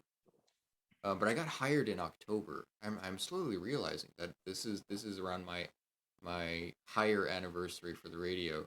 Um, I have to record border weight updates. I have to record weather. Sometimes I would have to record news and all that stuff, and I'd go and I'd have to re-listen to it and all that stuff. The worst part about it, and I wouldn't wish this on my greatest enemy, is when I have to record some commercials. And interestingly enough, I think one of the reasons why they hired me was because I told them, like, I actually love this radio station. I listen to it all the time. It's oldies. It's oldies. And I love oldies. Um, and so you're listening to the weather voice right now, Elliot. I'm not joking. They always tell me they do things natural. So uh I'll do commercials. I'll be recording commercials and I'll be driving in my car listening, and then all of a sudden I hear the most annoying voice in the world and I'll be like, that that's me. And I immediately turn it off. Have you gotten, like, has that moment happened to you? Well, I mean, I have to listen to myself to edit, right? That's true. But I don't listen back to shows ever. Like once I post it, I post it. The only thing I do is before I like tell the world, tell Patreon, I double check that like all the stuff went correctly Right. because there's like 30 segments, right? Like the Right. songs, segment 1, 2, 3, 4, like so I have to sequence it all. Sometimes even though I've put it correctly, it goes up there wrong and I have to take it Right. down and redo it. And so I'll do a quick like scan, like, okay, that's correct, that's correct, that's correct. But I don't like listen ever. I've never re-listened to one of my episodes a single time. I don't do it, which is why Interesting. sometimes people will say stuff at me, like on Twitter or Instagram or whatever, and I'll have to be like, oh yeah, that was funny, but I don't totally remember, to be honest. Yes. Or sometimes I will say, hey, can you remind me? It's been a while, Yeah. because I record the thing, I edit the thing, and then it kind of like falls out. Yes. I had the privilege and kind of honor when I at on the radio to interview Steve Fossen. That name ring a bell? Nope, I don't know who that is. Do you know the band Heart? Oh yeah, sure. He's a bass player for Heart. Oh, that's cool. That's cool. Um, yeah, and he has his own Heart cover band where it's him and the original drummer, not the Wilson sisters, which to me is just like, that was Heart. Yeah. But I got to interview him, and so many people, and I have that same thing that you have right now. So many people were like, "Oh, it was really good. Good job with this, and that." Um, and I'm like, "Oh yeah, that technically happened, huh?" Hmm. Because you're just like, you're such in the moment, and it totally, you don't think about it Yeah, and anymore. that's the thing. You asked earlier about the year thing. It's like, well, yeah, I did talk to a lot of freaking people, some that are truly insane, but I don't think about it like that. Like Yeah. it's just not a thing I do. It's really weird. I don't know. But though I was gonna say earlier about my own voice. Before starting the show though, I had already been like doing voiceover. Like I'll record an intro for some of my clients. Right. Like, this week, like there's one I just edited today. I'm gonna say the show because not anyone here is gonna care, but I don't know if she would want me to, but it doesn't matter. It's called Women in Law on the Record. It's like this female lawyer. She um interviews other female lawyers essentially. And That that's sounds fine. cool. If that's your thing, like it's doing well, like you're gonna like it. So I've been editing that show for like 4 years. Okay. Um, we don't do it anymore, but when we first started, she wanted like a voice to like do the intro, Hmm. and it would be like, "Welcome to Women in Law. Today's episode, we're talking to the head counsel of AT&T about blah blah blah. Take it away, Allison." That's her host or Hmm. whatever, and like that's my like voiceover voice or whatever. Yeah. So I've been like recording and editing things like that for a while, and so I don't know, like I don't like hearing my voice, but I'm used to it, I guess. Okay. Okay. I've like punished myself into like hearing it. But also sometimes I genuinely like make myself laugh. Like it's very weird. Like I'll do a thing. That's why sometimes I leave in like the things in the episodes where like I make a dumb crack of like I like in the world tour, I like do a couple bits that are like very stupid, but I left it in because it made me laugh. And it was like, whatever, I'm leaving it in. Who cares? It's my Yeah. show. Yeah. And so if I'm not enjoying hearing myself, why wouldn't I just leave the parts that do make me laugh, I Yeah. guess. Yeah. Yeah. Yeah. Totally understand that. And I will Sometimes. say another thing is that I cut a lot of myself too. Like the Really. solo the me solo episodes and even some of the like breakdowns or whatever, I'll cut myself out a lot because I don't want the show to really be about me. Hmm. First of all, I don't really want it to be about me, but then also if I'm like sounding stupid, I cut those things too. So, You never go back and re-record? well, yeah, of course, Okay. Okay. but sometimes I'm so over it that I'd rather just cut some stuff than redo it. Okay. Fair enough. Fair enough. All right. We gotta hydrate over here from Elliot. So Mm, we gotta drink. here, this is not super. I don't have water, but I'll drink my Go Juice. There you go. Um. It's Coke Zero. Very nice. Does it taste as good as the original Coke, like all the adverts say? Well, I don't like original Coke.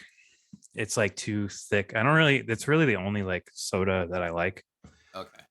and all the others make me feel gross. They're Yeah. like too like heavy.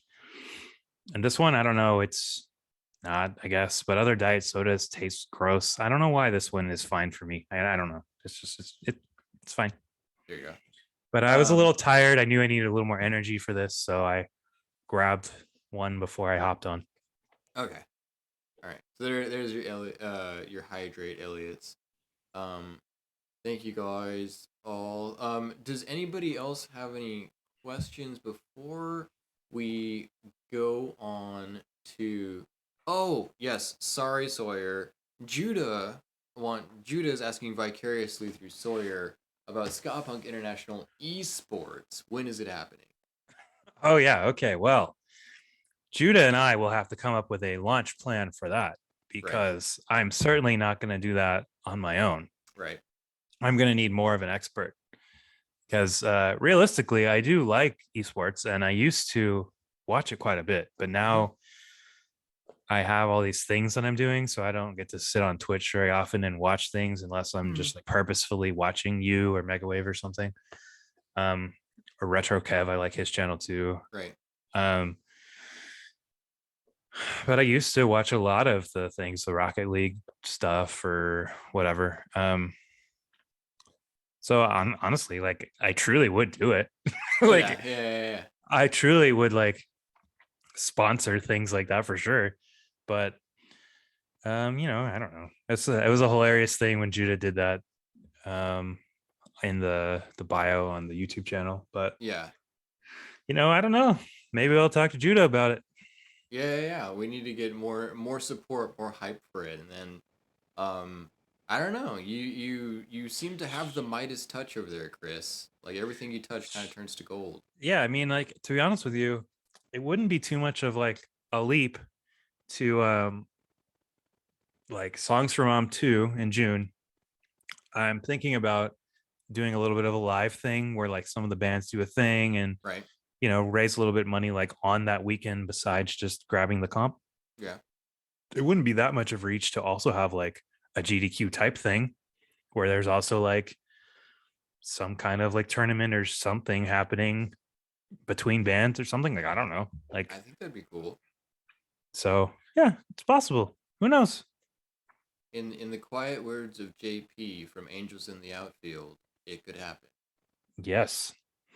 Great movie. Right? I'm an Angels fan, so I'm a sucker for that movie. Um, I just although like Christopher Lloyd. Christopher Lloyd is just a genius in almost anything. Um, so let's see. Yeah. I agree, Elliot. I love that idea as well. Any way that I can be of help for that, just let me know. Like you said, Judah needs to contact you about that because I think it'd be a very viable and fruitful idea. All right. Are we Well, doing random? Is it time? I think it's time for the randoms. All right, let's do it. I have 30 questions here. So let's have you pick a number between 1 and 30. Okay, 27. 27 and then odds or evens. Odd. Odd. Okay.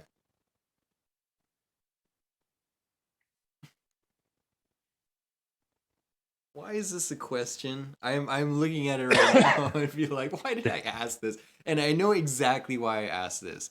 I have to preface this with, did you see the picture that came out a while ago that went very viral with Timothy Chalamet, Wes Anderson, Tilda Swinton, and Bill Murray? Sure, yeah. Okay, so the question here, I'm almost embarrassed, but I'm sticking with my guns here. Is Tilda Swinton a mood?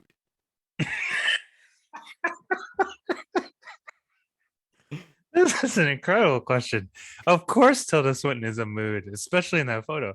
Yes, absolutely. But really, every time you see Tilda, the outfit, the facial expression, it is always a mood. Yes, absolutely.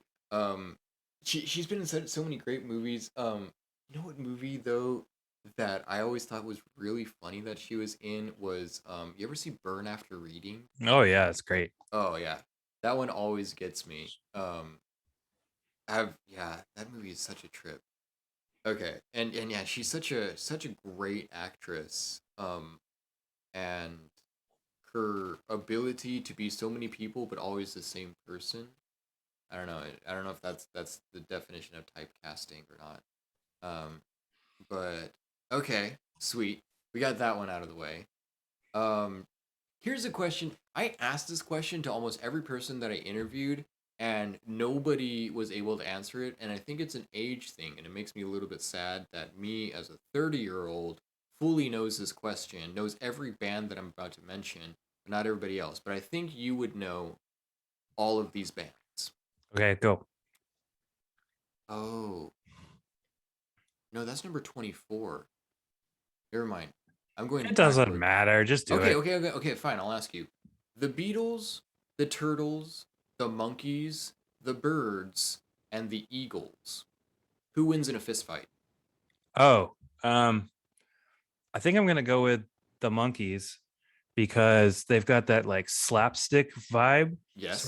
Sort of. They'll start pulling out like the Three Stooges moves, like pokey in the eye and all that type of stuff. And I feel like the rest of those bands, except maybe the Beatles, are a little too like privileged or like, for lack of a better way to describe this, they're like Right. too white to be able to fight. Yes, yes, I know. and Um, and so but I feel like the Beatles would just like, what is happening? yeah, And they would just leave because they're obviously on a different plane for the rest of them. right. And so then the Monkeys would just start poking people in the eye, kicking in the shin, and laughing about it. And they would. Yes. I'm going with the Monkeys. Going with the Monkeys. I like it. I like it. Okay. This is actually a really good question to ask you specifically. Um, what music genre do people need to take more seriously besides ska? Oh, oh, that's tough because I have a lot, and I'll go ahead and say it now. I don't know when this is going to happen, but along the lines of this, I'm going to start another show. What? Yeah, I am. And so I'll say a little bit what that is without saying too much because it kind of answers your question. So the show is going to be called Music is Good, actually. And every episode will focus on a specific genre or band 5 songs of that showing why it's good actually. And someone will come on and help me like show that. So new metal is good actually, polka is good actually, Polka. dubstep is good actually. Whatever you want to do, Uh-huh. and there'll be 5 songs of why that's good. And I think that's really important because as ska people, we fully understand what it's like to have something that you are really passionate about just get crapped on all the time. Yes. And it happens more than probably most genres, Mm-hmm. but every genre has people that think it sucks. And that's not fair. And even Exactly. I see it a lot in our Discord, on Twitter, everywhere. People crap on other genres. Right. And it's like, how could you do that? Yeah. How could you do that when you are so used to that happening to your music taste? Yeah.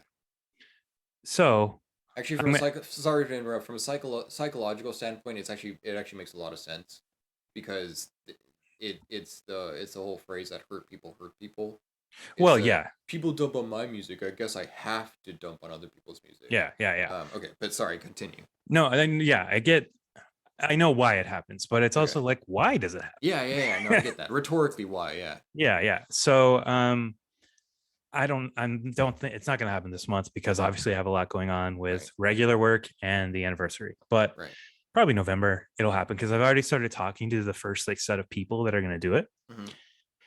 And so I think to answer your question though, one of the ones I'm going to do, I don't know if it'll be like the first like 3 or 4, but I'm definitely going to do it early on, is going to be surf rock. I see a lot of people like really hate on surf rock, and I think there's a lot of good stuff. Yes. And so I'm going to do that. Um so I would go with that, but then the true answer is that like any genre I think deserves more respect than it probably gets. Right. Like within our community, pop Mm-hmm. music is a big one. Like Yeah. there's a lot of really good pop music, but because it's popular or like on the radio, it can't be good. It's And that's not cool to like the cool music. yeah, and that's an entirely not good way to think. Yeah, Like I agree. there's tons of incredible music anywhere. So yeah, little Excellent. exclusive for you. That is super cool. Thank you, everybody in here right now. You like So big news Sawyer just breaking. Sawyer says country. That's actually one my wife is going to do. She Ooh, she likes it quite a bit. She doesn't like me saying that she is like a country super fan, even though she is. But she is going to do 90s country. 90s country. Thank you so much for clarifying because 90s country, early Garth Brooks, Yeah, right. is just absolutely amazing. I am an absolute sucker for older country. Dwight Yoakam, Johnny Cash, obviously. Wait, is Johnny Cash considered country? I don't know. I feel like That's the Johnny Cash thing. is Johnny Cash. That's the thing. Well, I will have to get people to help me because like there's a lot of stuff I just don't know, and that's part of the point. But it'll have to be like specific like that because Right. otherwise I'll run out of stuff, right? Like you can't just do country overall because as you can see in the comments, there's a lot of different stuff. Like the Right. current bro country, or some people will call it y'all alternative, which I just learned a couple days ago is a term. I had never heard that I before, have but never heard that before, but I as soon as you said it, I yeah. immediately knew what you were talking about. Yeah, exactly. It's perfect, right? Yes. That stuff is not great, but some people like it, but it's not great. But so that's why you got to be specific. And it's like, oh, 90s stuff, because country, this is turning into a country thing, but It's country okay. itself, like, has had this really crazy timeline. Like, it didn't used to be this like right wing, like safe haven. Yes. That happened after 9/11. Yes. Like, before that, it was pretty left, Yes, it was. at the very least, centrist. And that's not what it is now. Exactly. It's very different. No matter whether it's like the bro country or whatever, like any of it, it's all right leaning. Mhm. So there's a lot of interesting stuff there, and I think you could do that with any genre.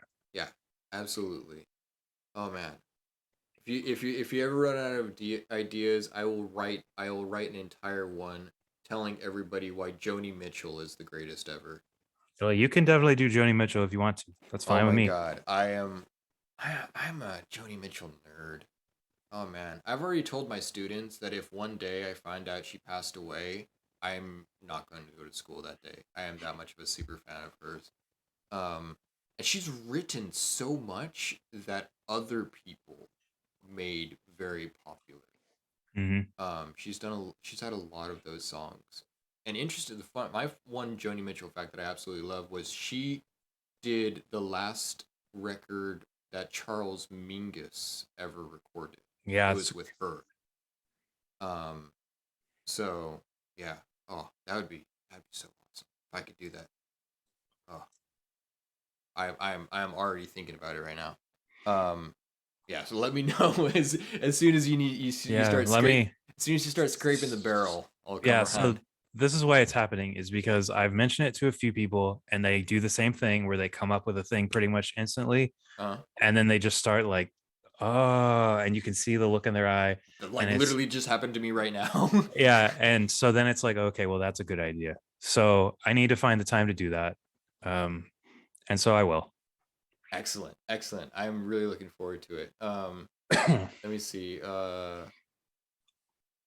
Woody Guthrie is also a really great one here. If you talk about Woody, Elliot's wants to be on, that would be good. Um, Yeah, uh, of course. I don't think I will listen to much Woody, but Arlo Guthrie's got that one song, something about New Orleans, I think. Um, anyway, that's the song that we always play on the radio. Um, all right, and if anybody can send Sawyer some, is that Country Rec, like, re- re- We're country required, right? oh, country required playlist. Yeah, yeah, yeah. We'll definitely have to hit you up there. All right, let's get a couple more of these in there. We said odds. Have you ever, and this pertains to all media, whether it's a cover of a song, whether it's a movie, whether it's a book. Actually, books you don't necessarily see this with books. So I guess either a movie, TV series, or music. Is there ever have you ever enjoyed a remake of something more than the original? Mm, yeah, probably. Um I got to think though.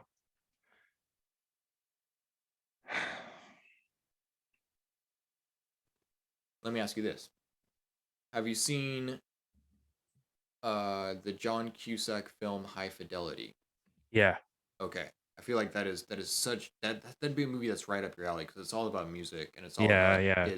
his relationship with other people. Well, I guess with other women, but also his relationship with music. The Yeah. soundtrack for the original one is just absolutely amazing. Hmm. Have you seen the series High Fidelity Yeah, with it's so much better. Zoe Kardashian? I agree. I Yeah. agree. I think that may have been what actually inspired this question. So, yes, that series is so much better because you get more stuff. I mean, it's a series, not a movie, so you had Right. more time, but you Right. get stuff from the other people. Yes. I forget his name. The guy, the friend, the episode just about him was incredible. Yes. Yes, it was. And the one about the other girl that works there was incredible.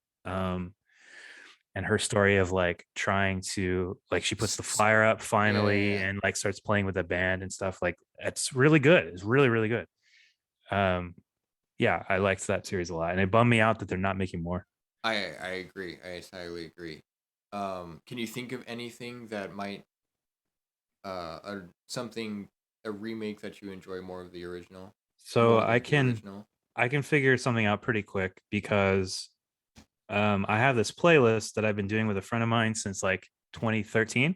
Uh, It's we have a bunch of them. We do like themed playlists, very nice. and they'll get like really weird. Like there's one called Simon Says where like it has to have a direction in the song, Okay. and we've got like hundreds of songs. And there's one where it's like they say a city's name, and so it whatever. We have probably 40 of these different ones. That is so cool. And anytime you come across a song, we just add it. And Right. we've been doing it for years. We have just a generic one for covers, Okay. and it's 12 and a half hours long. Ooh. And so let me just scroll this real quick, and I Okay. guarantee I'll see one that I like more than the original. Before we even get started here, I showed today was kind of a loose day in the classroom, and I was playing songs for moms, and the one that the kids really liked was Half Past Two's More Than a Woman. Yeah, that cover is really really good. I think I like that more than the Bee Gees, and that's a lot because the Bee Gees are I bro. don't like it more than that, but it's really really good. Okay, let me ask you this. This is a random question off the cuff. The Bee Gees or ABBA? Hold on. Which do you like more? Bee Gees, Which do you think is more successful? ABBA. Okay. Okay. I like the Bee Gees like songwriting more than ABBA's, but ABBA's stuff is way more like radio friendly. It sounds weird because the Bee Gees aren't like not radio friendly, Yeah. but Yeah. like they did like tragedy and stuff that's like way weirder than Mm-hmm. stuff that like ABBA did. Got Even it. though ABBA did do like Dancing Queen and stuff, but like Right. um this is tough. Oh, I this one. I like this better. I like UB40's Can't Help Falling in Love way better than the Elvis original. I okay. There we go. I'm not that. This is weird for me to say for someone that works in at an oldies radio station. I was never a big Elvis fan. I'm not really either. I'm glad. Yeah. So that one's easy to pick. Yeah. Yeah. That Yeah. one 100% I like more. Elliot's over here says Johnny Cash's version of "Hurt" is better than the Nine Inch Nails song. Nah, I'm not with you on that one. Sorry, bud. I'm too much of a Nine Inch Nails person to go with you on that one. It's very good. Like it's good and it changes the song for sure. But I'm not with you that it's better. A song immediately the song, not a phrase that has come to mind that is also a Nine Inch Nails song is "Bite the Hand That Feeds." That Mm-hmm. song was a very good song. Now I gotta listen to that song after this is done. Yeah, I don't know. Should I keep looking for Yeah, more? yeah. Feel free to. Feel free to. Let's I get let's get one more in here, and then we'll go to the next question. okay. Let me keep going because so far I haven't seen any that I think are better. They're just good. We I did tell you about the thing that Geblanita got mad at. We'll say jokingly mad at me. She sent me the original song, Feliz Feliz, Mm-hmm. and I was a bad boyfriend and didn't listen to it. And then I listened to songs for moms, and I was just like, "Oh, babe, you gotta listen to this one song. It's called Feliz Feliz, and it's super awesome." And she was just like, gave me like was tapping her foot. It was just like, "You do know that I actually sent you this song before, right?" And I'm like, "Oh, you yes no." Which one gets me in Whoops. less trouble? Whoops. Yeah. Yeah. Ooh, that's a good one. Get Juanita brought up the tide is high. I prefer the Paragons. Oh no, I think no, yeah, I guess I am Paragons. Yeah, yeah. Blondie is good. I do like Blondie. Like, yeah, I just think maybe I just heard the Blondie one too much. Let me ask you They're this. Okay. they're a little even, I think. Yeah. Let me ask you this. What are your thoughts? Like probably one of the most famous cover bands of all time. What are your thoughts on Me First and the Gimme Gimmes?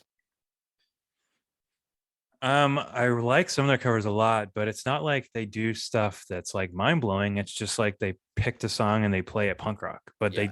they do a good job. Like they're good. Like I've seen multiple of their songs in this playlist. Yes. Like um straight up over the rainbow, like they a number of their songs I like. They're fine. They're good. Yeah. But I would never say any of those are better than the originals. It's just like, okay, you played that punk rock. Yeah. Okay. Fair enough. Fair enough. Everyone that's in that band is great, but Yes. um I feel weird about this, but I think I believe it. Stick with your guns here. So this, do you know the band Polisics from Japan? They're on No. Asian Man. They have one release, two releases on Asian Man, but most of their stuff is just they put it out themselves in Japan. Uh-huh. They have this cover of My Sharona, and I think I believe it's better than the original. I feel pretty positive that I think so because I've listened to it probably like 100 times. It's so crazy. I love it. I have to check that out now. Um, And then actually, now that reminds me of another one that I think is better. And people are going to think this is sacrilegious if they haven't heard it. But there's another similar band from Japan called Melt Banana. They have a cover of the Specials nightclub, and it mhm, is truly unhinged and so insane. And if I want to listen to that, and this is probably because I've heard nightclub 1,000 times, yeah, but if I want to listen to nightclub, I want to listen to this insane, crazy version versus right, just like the regular Specials one. right, yeah. I'll say something that might upset a lot of people. I like the 311 version of the love song better than the Cure. I don't, but it's not bad. Like it's a good cover. Yeah, It's a good cover for sure. I remember growing up, being obsessed with the band Everclear and Mm-hmm. thinking that they wrote Brown Eyed Girl. Mm, And then they did not. my mom being like, no, that's Van Morrison. Who's Van Morrison? And then listening to it. Ooh, Elliot's got a good one here. Limp Bizkit's Faith. Yeah, I don't really like that one. I like that actual Limp Bizkit record. Like, Yeah, if I'm gonna do a new metal episode, I'm probably gonna put a Limp Bizkit song from that first album, to be honest. yeah, Um, but I guess like the cover itself, I do like. yeah, Let me say that. But a lot of the like bad rap that new metal gets is because of their fans, and a lot of their fans have like kind of ruined that cover, and so I can't separate those. It's hard for me to do that, yeah, but that's something I'm gonna have to do if I'm gonna do that thing where I prove that new metal is cool yeah, because it's I'm trying to talk about the music and other fans. So yeah. I don't know, but that first Limp Bizkit album is pretty cool. It's almost like a punk rock record. Yes. Um, okay. All right. We'll move on. Um,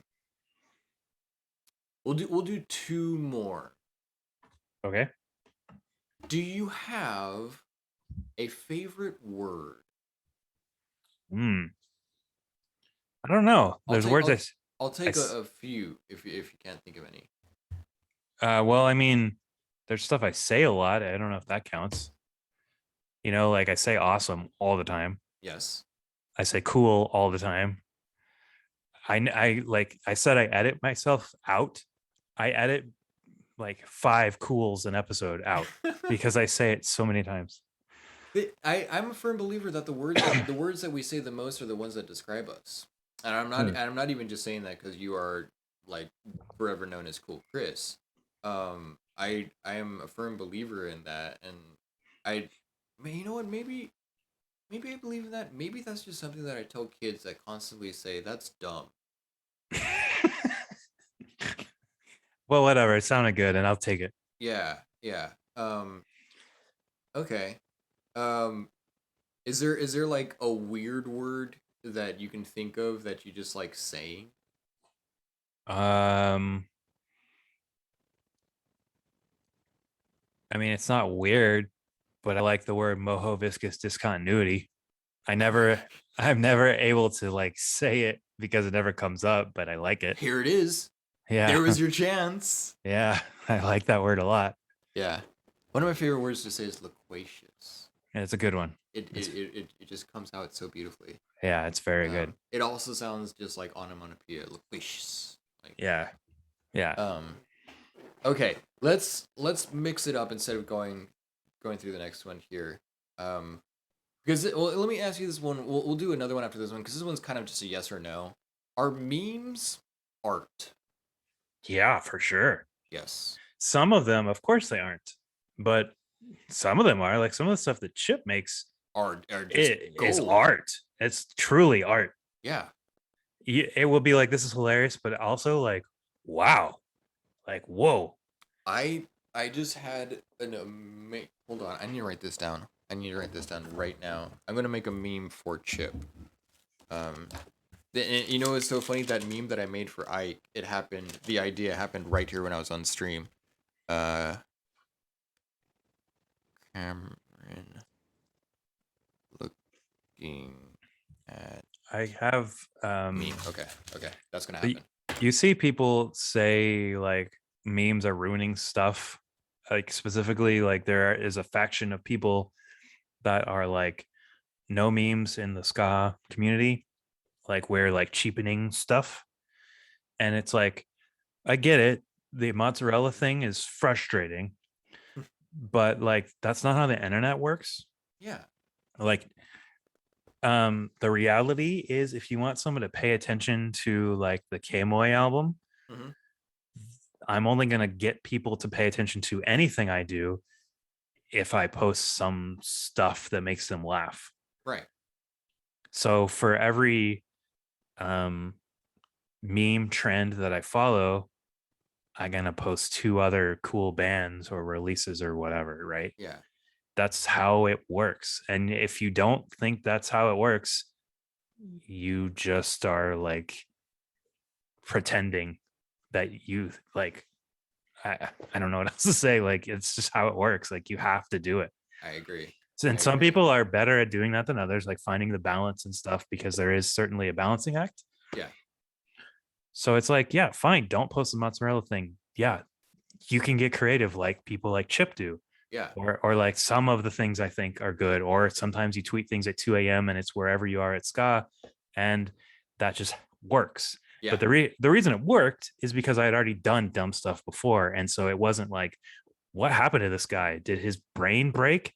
No, like I had already done dumb things already, Right. so it just worked. So memes are definitely art for sure. Some of them are Okay. stupid, but every piece of art has stuff that's stupid. Yeah.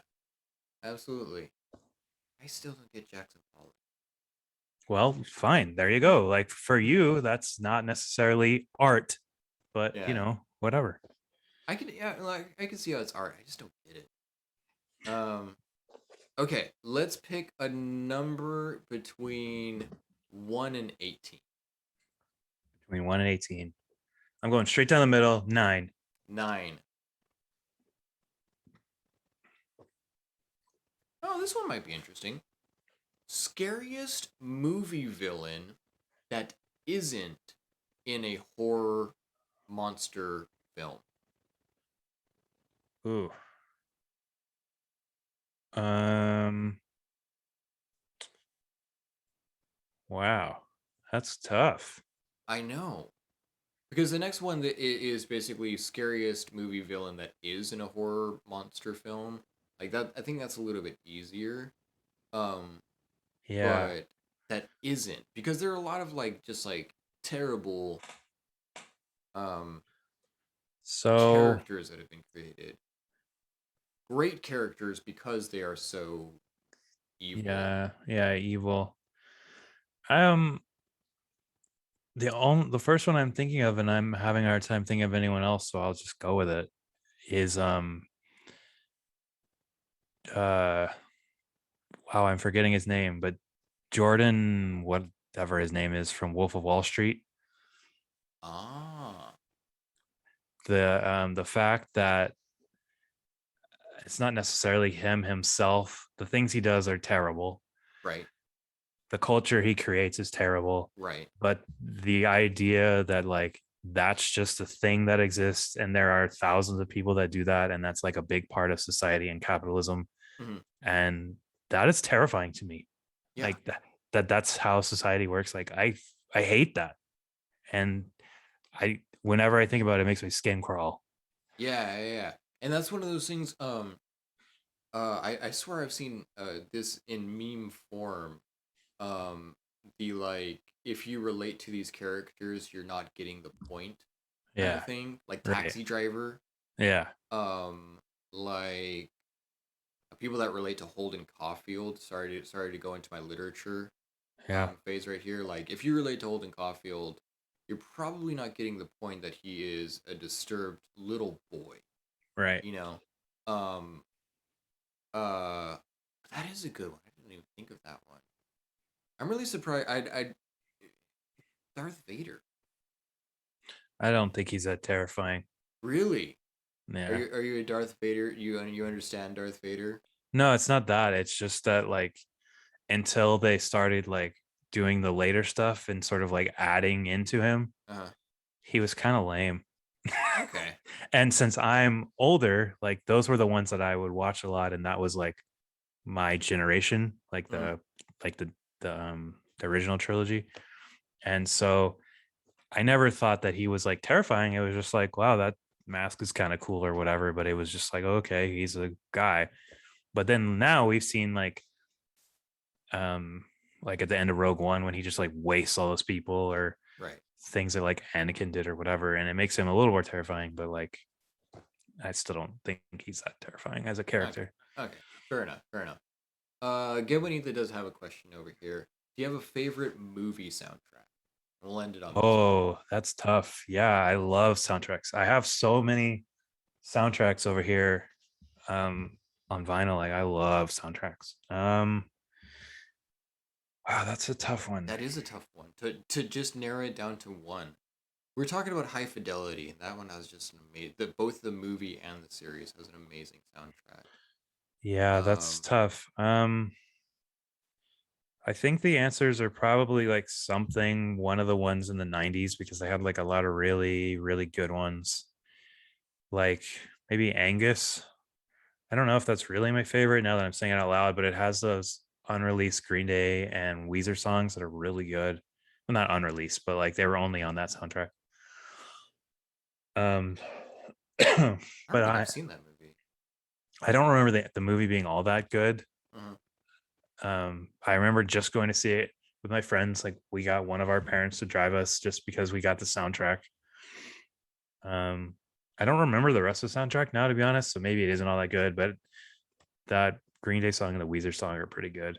Um, Okay, so like I'm also a little bit confused. The name of the movie is called Angus. yeah, Angus, like Angus beef, but it's just this kid named Angus. Huh. It's like a high school movie, well, more Okay. like middle school, Okay.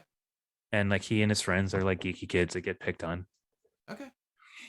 Um, I don't think that's really the right answer, but that's the first thing I thought of. Um,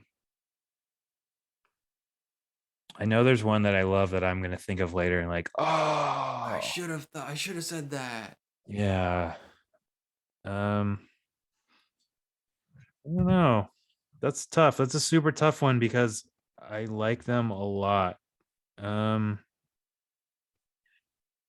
an easy answer would be like the soundtrack to the Aquabat Super Show, because those Oh, songs of are all course. good.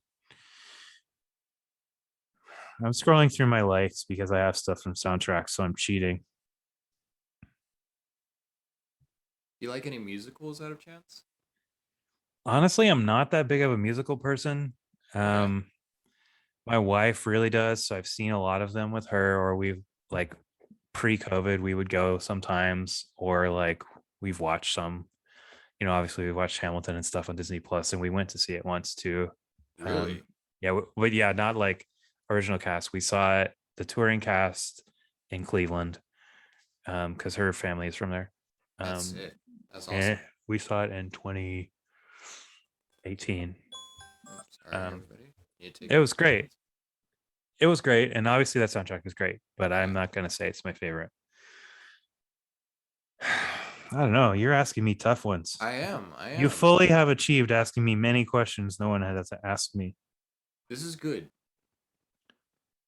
It's good for the Uh, mind sometimes. can I pick a game soundtrack? Sure. So Katamari Damacy for sure. I love that soundtrack. It's so weird. And there's so many bops. And one of the songs Scott Miku covered, Lonely Rolling Star, Yes. did a great job with that cover. And then I could also cheat and say the soundtrack for Incredible Crisis, since Tokyo Ska Paradise Orchestra did that. Okay. Nice. Um, oh, this is easy. I don't know why I didn't think about this in the first place. That thing you do. That's the one. Really? Yeah. Oh, that's the one for sure.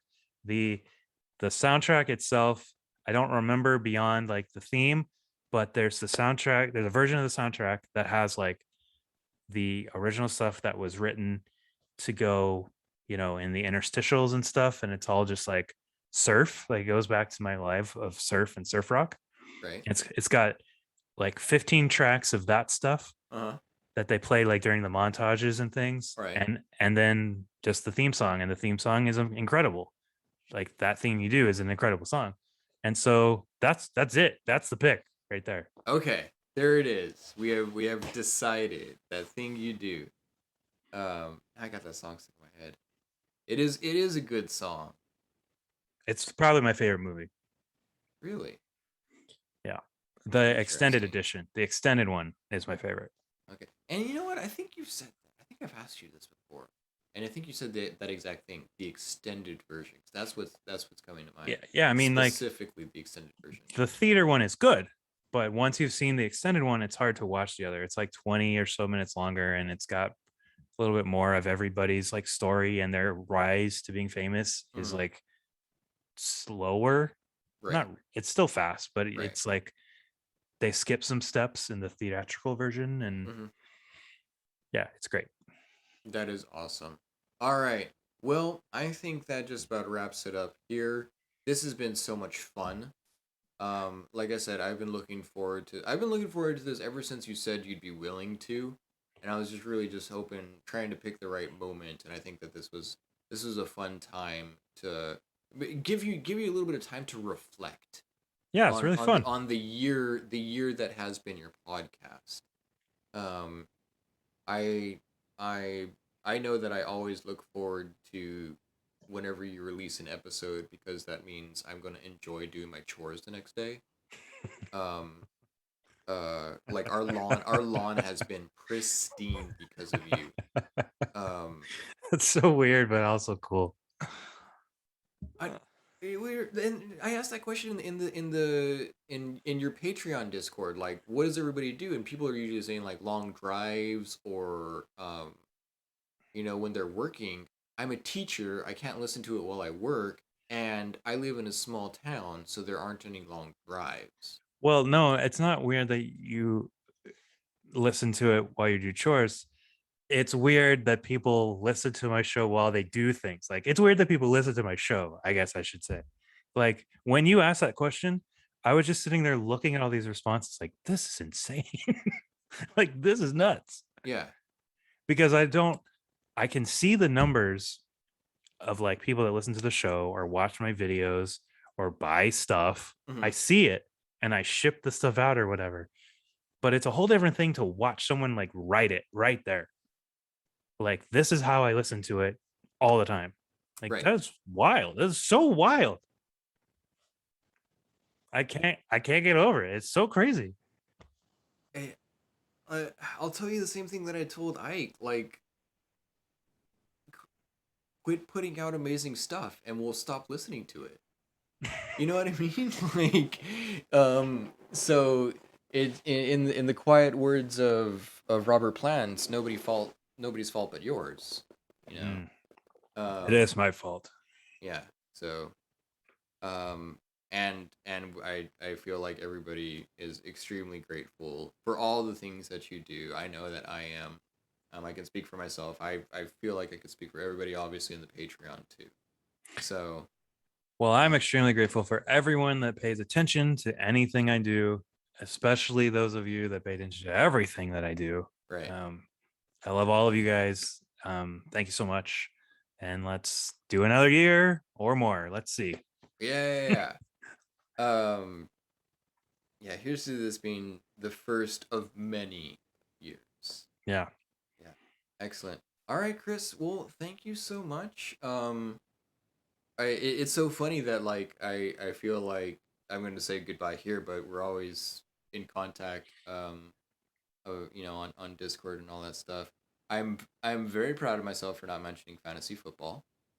Um, Get it out of the way. Go for it. no, no, no, I won't. I will not mention how Craig our taco beat you 2 weeks ago. Yeah, um, my record is one game better than his. that I know, I know. I feel like I have the commish curse because I am also sliding right now. But that's okay. And like I said, we won't get too into that. Or we're pretty much done here. So I got that out of my system. Um. So yeah. Thank you so much again, Chris. I really do appreciate it. Like I said, I love supporting, I love listening, and I love repping. I love wearing my shirts out there, and hopefully, hopefully, actually, I think there are a few people in the Ska Discord that actually are going to the concert I'm going to. I think it'd be cool to like kind of meet up. I I like it th- when in the Ska Discord whenever they go to concerts and everybody takes pictures. I always think yeah, that's really cool. yeah. Isn't there more than one this weekend? Like it's like a tour, or is it just the one with the orchestra? That I am not sure of. Well, if it's more than one, then maybe not. But if there's only one, then yeah, a bunch of people are going. Okay, okay, yeah, it'd be really cool if we could all get a picture, and all that stuff. All you got to do is, post like, I did at one point. I did ask if people were going, and that's why I think I only had like one response. But I made the mistake of asking this when I was at work. So I was like, ask, put phone down, teach, and yeah. then I Well, came back to it. So the main thing you got to do is like 2 hours before or whatever, like on the way to this, who else is going to be there? Let's meet up. yeah, yeah. That's how they always do it. Meet up at concessions. Um, Yeah. yeah, for sure. Okay. Thank you for that. I will absolutely use that. So Yeah. That's the type of stuff that happens now that there's like all these people in there. yeah, Like, you, to get someone to see the thing, you got to figure it out now. It's kind of weird. yeah. Well, and if whatever works, whatever works. Yeah. So, all right, I will let you go. The doggos seem to have calmed down. Yeah. They all went to sleep. They all want mimis. That's good. Your black dog was there sleeping with the ball like right at his mouth. I thought that was hilarious. Yeah. Now he's asleep on my Um, foot. But yes, okay. he does that where he like chews on something until he passes out. Nice. I too do that. I'm just kidding. All right. I will catch you on the flip side. Yeah. Thanks so much for having me. This is so great. Yeah, Hopefully, absolutely. hopefully it doesn't take another year. Hopefully, the podcast lasts another year, and then maybe we can do this annually. Well, I'm not planning to stop doing it. I'll just say, There we but go. I do take lulls because I get overwhelmed. But that's not Th- means I'm going to stop. There I'm we go. not. I'm not planning to stop, especially now that I have more patrons. Like, There you go. Yeah. there's no reason to. That keeps me motivated for sure. But Yeah. yeah, you Yeah. know, And everybody out there, if you aren't already a contributor to Ska Punk International's Patreon, you can join. I think it's just patreon.com/Ska Punk International, right? yep, There you go. Feel free to. It really helps support. Once you get enough, things are going to go completely ad free. Correct? yeah. Once I get to 100, ads are gone. There we go. I think we're a fifth of the way there. Yeah, we're at 22, 21 or Oh, a 22. little bit more. Nice. Very nice. Yeah, it's with the one today. I can't remember if that's 21 or 22, which is not great. I should remember that, but a little more than 20. Yeah. Excellent. And like I said, I've been trying to push that a little bit on my stream as well. I Um, appreciate that. yeah, absolutely. One day when things get a little bit bigger, then more people will hear about. Well, the thing is, a bunch of people talking about your thing, no matter how big their reach is how you get anywhere. Yeah, I Like one agree. person talking to 100,000 people is not as good as 100 people talking to 10 people. That's technically true. Huh? Like the people that pay attention to you pay attention to you. Yeah, And so, Judah might not have seen me, as just an example. Judah might not have seen me post whatever thing, new episode or whatever, but you say it on here. Judah's like, oh, cool. I forgot. yeah, yeah. And that's incredible. That's how this works. So thank you so much. Absolutely. All right. We this is what we call a Mexican goodbye. Um, Okay. yeah. Be gone with you. Actually, Yeah, have a wonderful night. Thank your wife for allowing us to borrow you for a little bit, and pet your doggos for me. I definitely will. Thank you so much. Talk to you online. Thank you, everyone that watched. And bye. Bye. We're gonna end all and then go back here. Oops, hold on. Give me one hot second. I know you can't see me. Activate. There we go.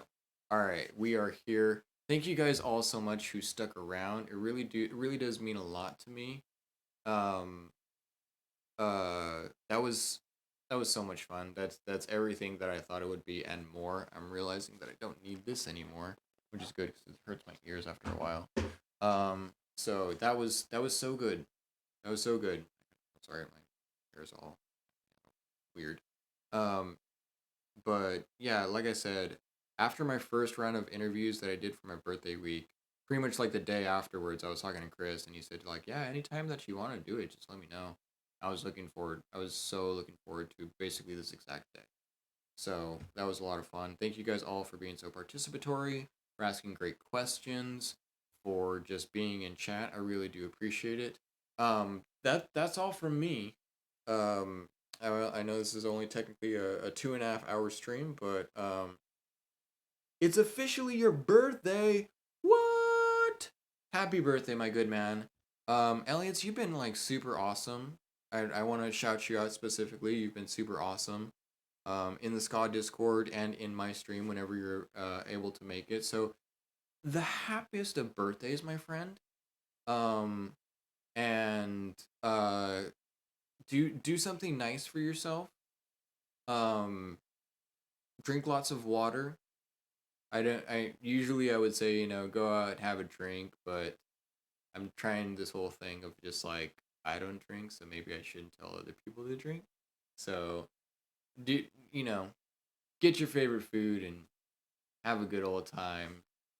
Treat yourself. I guess that's the phrase we're gonna go with. So going to get a record. Honestly, that's so awesome. I am. I want to get a. I want to get a record so bad. I think I'm gonna do that next month. I might have to wait for Christmas. That might have to be my Christmas present to myself. Um, but I always see you guys getting the coolest records. That Bad Time Records that you posted earlier is sick. Just how it looked, how it was clear and all that stuff. That's so cool. So yeah, I definitely want to start getting more records and all that. Well, I want to get something that I can play it on, set up some speakers so I can actually listen to it, and then yeah, just slowly start building up the collection. Um, yes, excellent. I will absolutely take you up on, excuse me, take you up on that. Everybody's wow, excuse me. Everybody's been saying Audio Tech. Is it Audio Technica? Um, I think that's how you pronounce it. They've been saying it's pretty much that or bust. It's something that I definitely want to um, if it's something that I'm going to invest in, I'm going to invest in it properly. Yeah, that's kind of where I am. I don't want to half-heart it. I'd rather wholeheart it. Um, um, Chris has them at the SPI store. Yeah, yeah, yeah. Yeah, I want to get the We Are the Union. I want to get nice one. Cat Fight's nice one. There's that one. Um, I have to buy like every single Joni Mitchell record ever. So my list is extensive and it will slowly grow. First I got to get something to play it on, right? Actually, no, technically not. I don't know. We'll figure it out. But Elliot's, thank you again so much for stopping by. Happy birthday! One more thanks to Cool Chris out there. Um, you get addicted. Yeah, yeah, yeah. That's how I felt with tattoos, and then I curtailed that. Although I do want another tattoo that may or may not look like this thing behind me. Um, so all right, we are gonna head out. Um, not many of us, so I think we're going to hold the raid. Um, and there will be no stream this Friday. The next stream won't be until next Monday. So look out for that. But I should have lots of awesome, super awesome stories. I'm really looking forward to that. All right. Thank you, everybody that's still out there watching. You guys are the best. You make this possible. You genuinely make all of this possible. So I couldn't do it without you. Have a wonderful night. Take care, everybody. And as always, drink lots of water. Okay, you get one more posture check before we go. All right. Later.